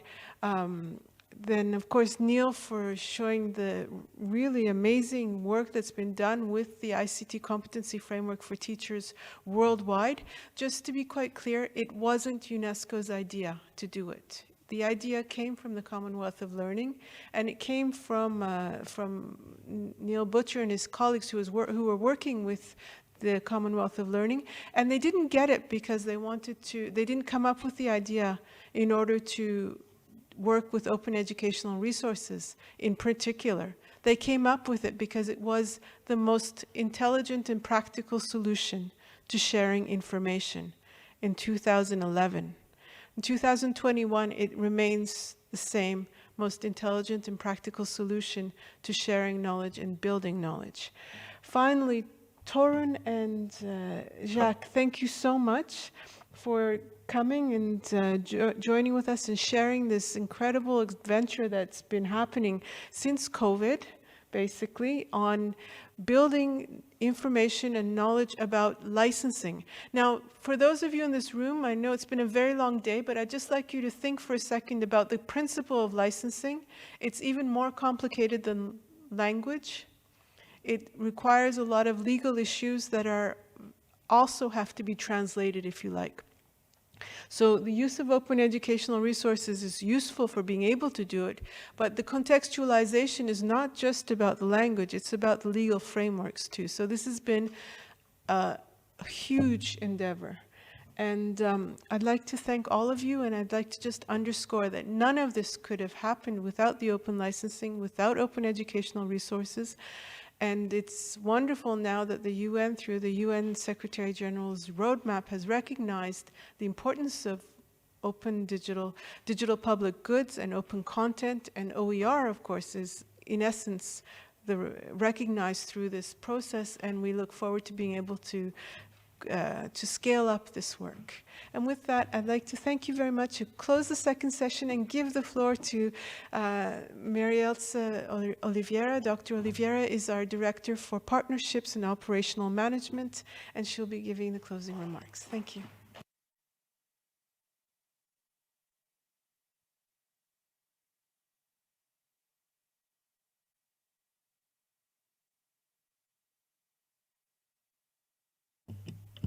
Wow, wow, indeed. We've come to to the closure of our great side event, having heard from a group of sharp, smart, speakers from different walks of life, from government, from civil society, from media, from everywhere, and who in common have one thing: a commitment, a deep, deep commitment to enriching the lives of people through information and knowledge. So to all our amazing speakers, enormous gratitude, appreciate very much the contributions and the insights they shared with us today. But let me get us back a little bit to the beginning of the journey, when ADG for Communication and Information, Taufik Jelassi, actually challenged us. He said, in a world that is changing, we must change too. And so we need to really uptake and increase and scale up the way that we work in digital spaces. We don't just need skills and tools, or new skills and tools to be successful in the digital age. We need them to actually be massified, to be mainstreamed.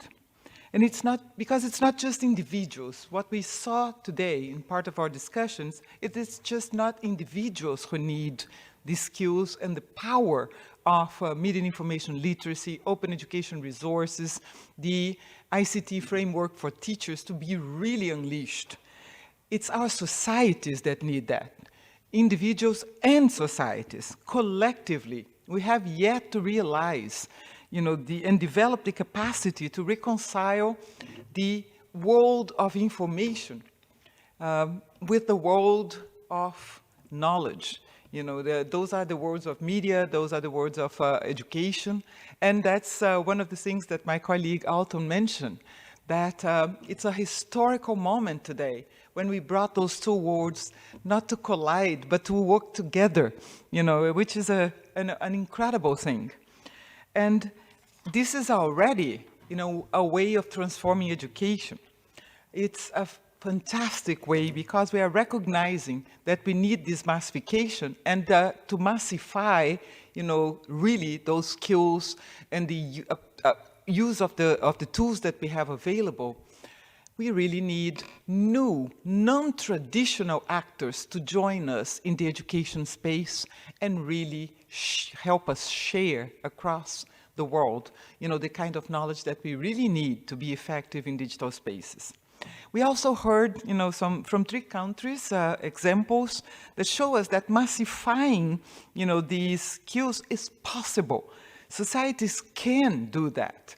We heard from, in the very opening, from Nigeria, from Mongolia, from Greece. We're super grateful for them to actually come and share that experience with us. And one of the things that became critical, obvious with this kind of experience being shared is that this work, we really need to step up our knowledge sharing game. And knowledge sharing game is what OER enables us to do. It's really a tool for generosity, in terms of knowledge. And it's a fantastic thing that we have this tool and we have an actual recommendation that enables us, gives us the mandate and the means to go out and advocate for that. So OER is a global public good. It's a digital public good, just like media and information literacy is a digital public good in terms of the skill set that it tells us that we need. So we have those 2 amazing digital public goods, the 2019 OER recommendation, and along with a dynamic coalition of partners who are passionate, to really go around and share this resource, and a hub that collects and enables us to, massify across the globe, this sharing. We must also empower the teachers and educators to deliver media and information literacy, digital skills to all learners, but not all learners are in school.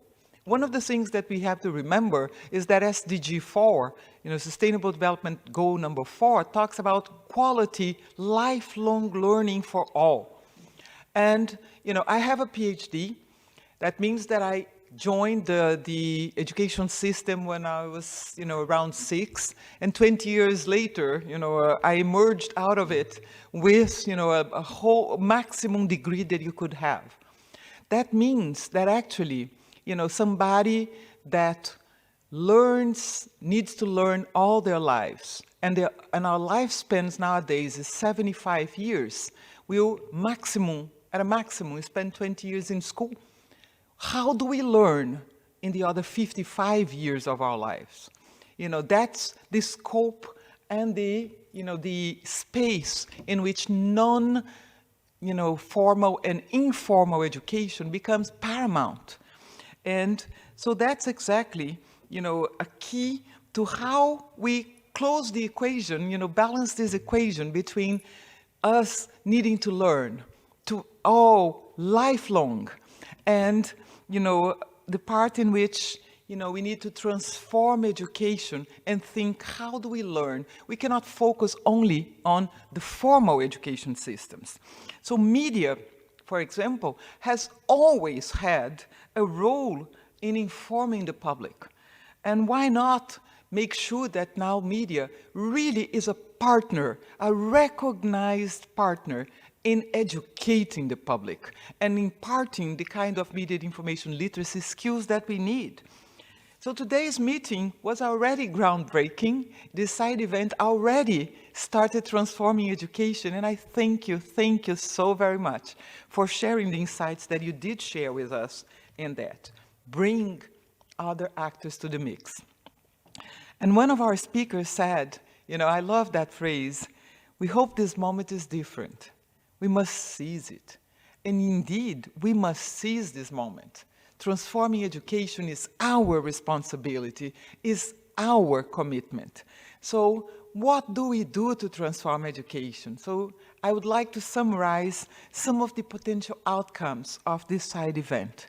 We truly commit to transforming education by mainstreaming and massifying media information literacy, open education resources across formal, non-formal, and informal education systems everywhere.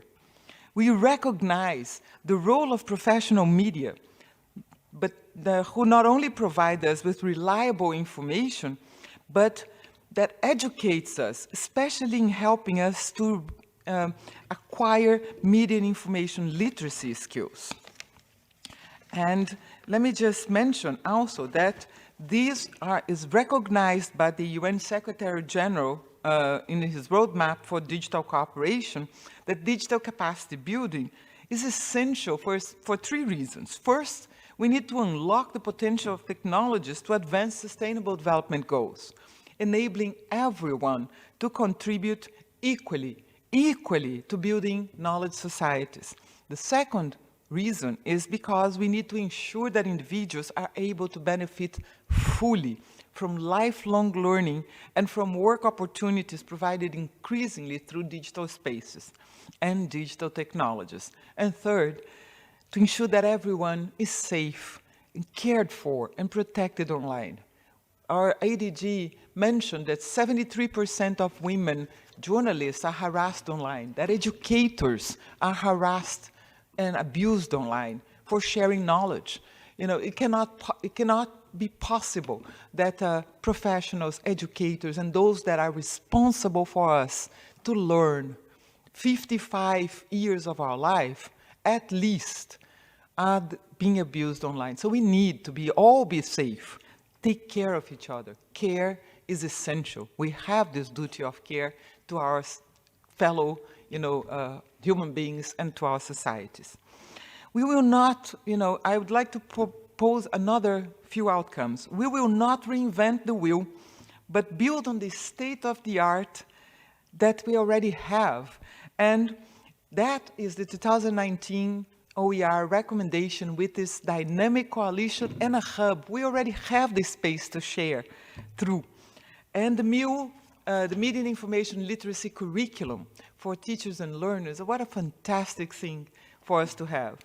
We will share our knowledge and resources to ensure that everyone receives a quality education, everyone, no matter where they are or what condition in life they face. We all need and deserve, have the right to a quality education.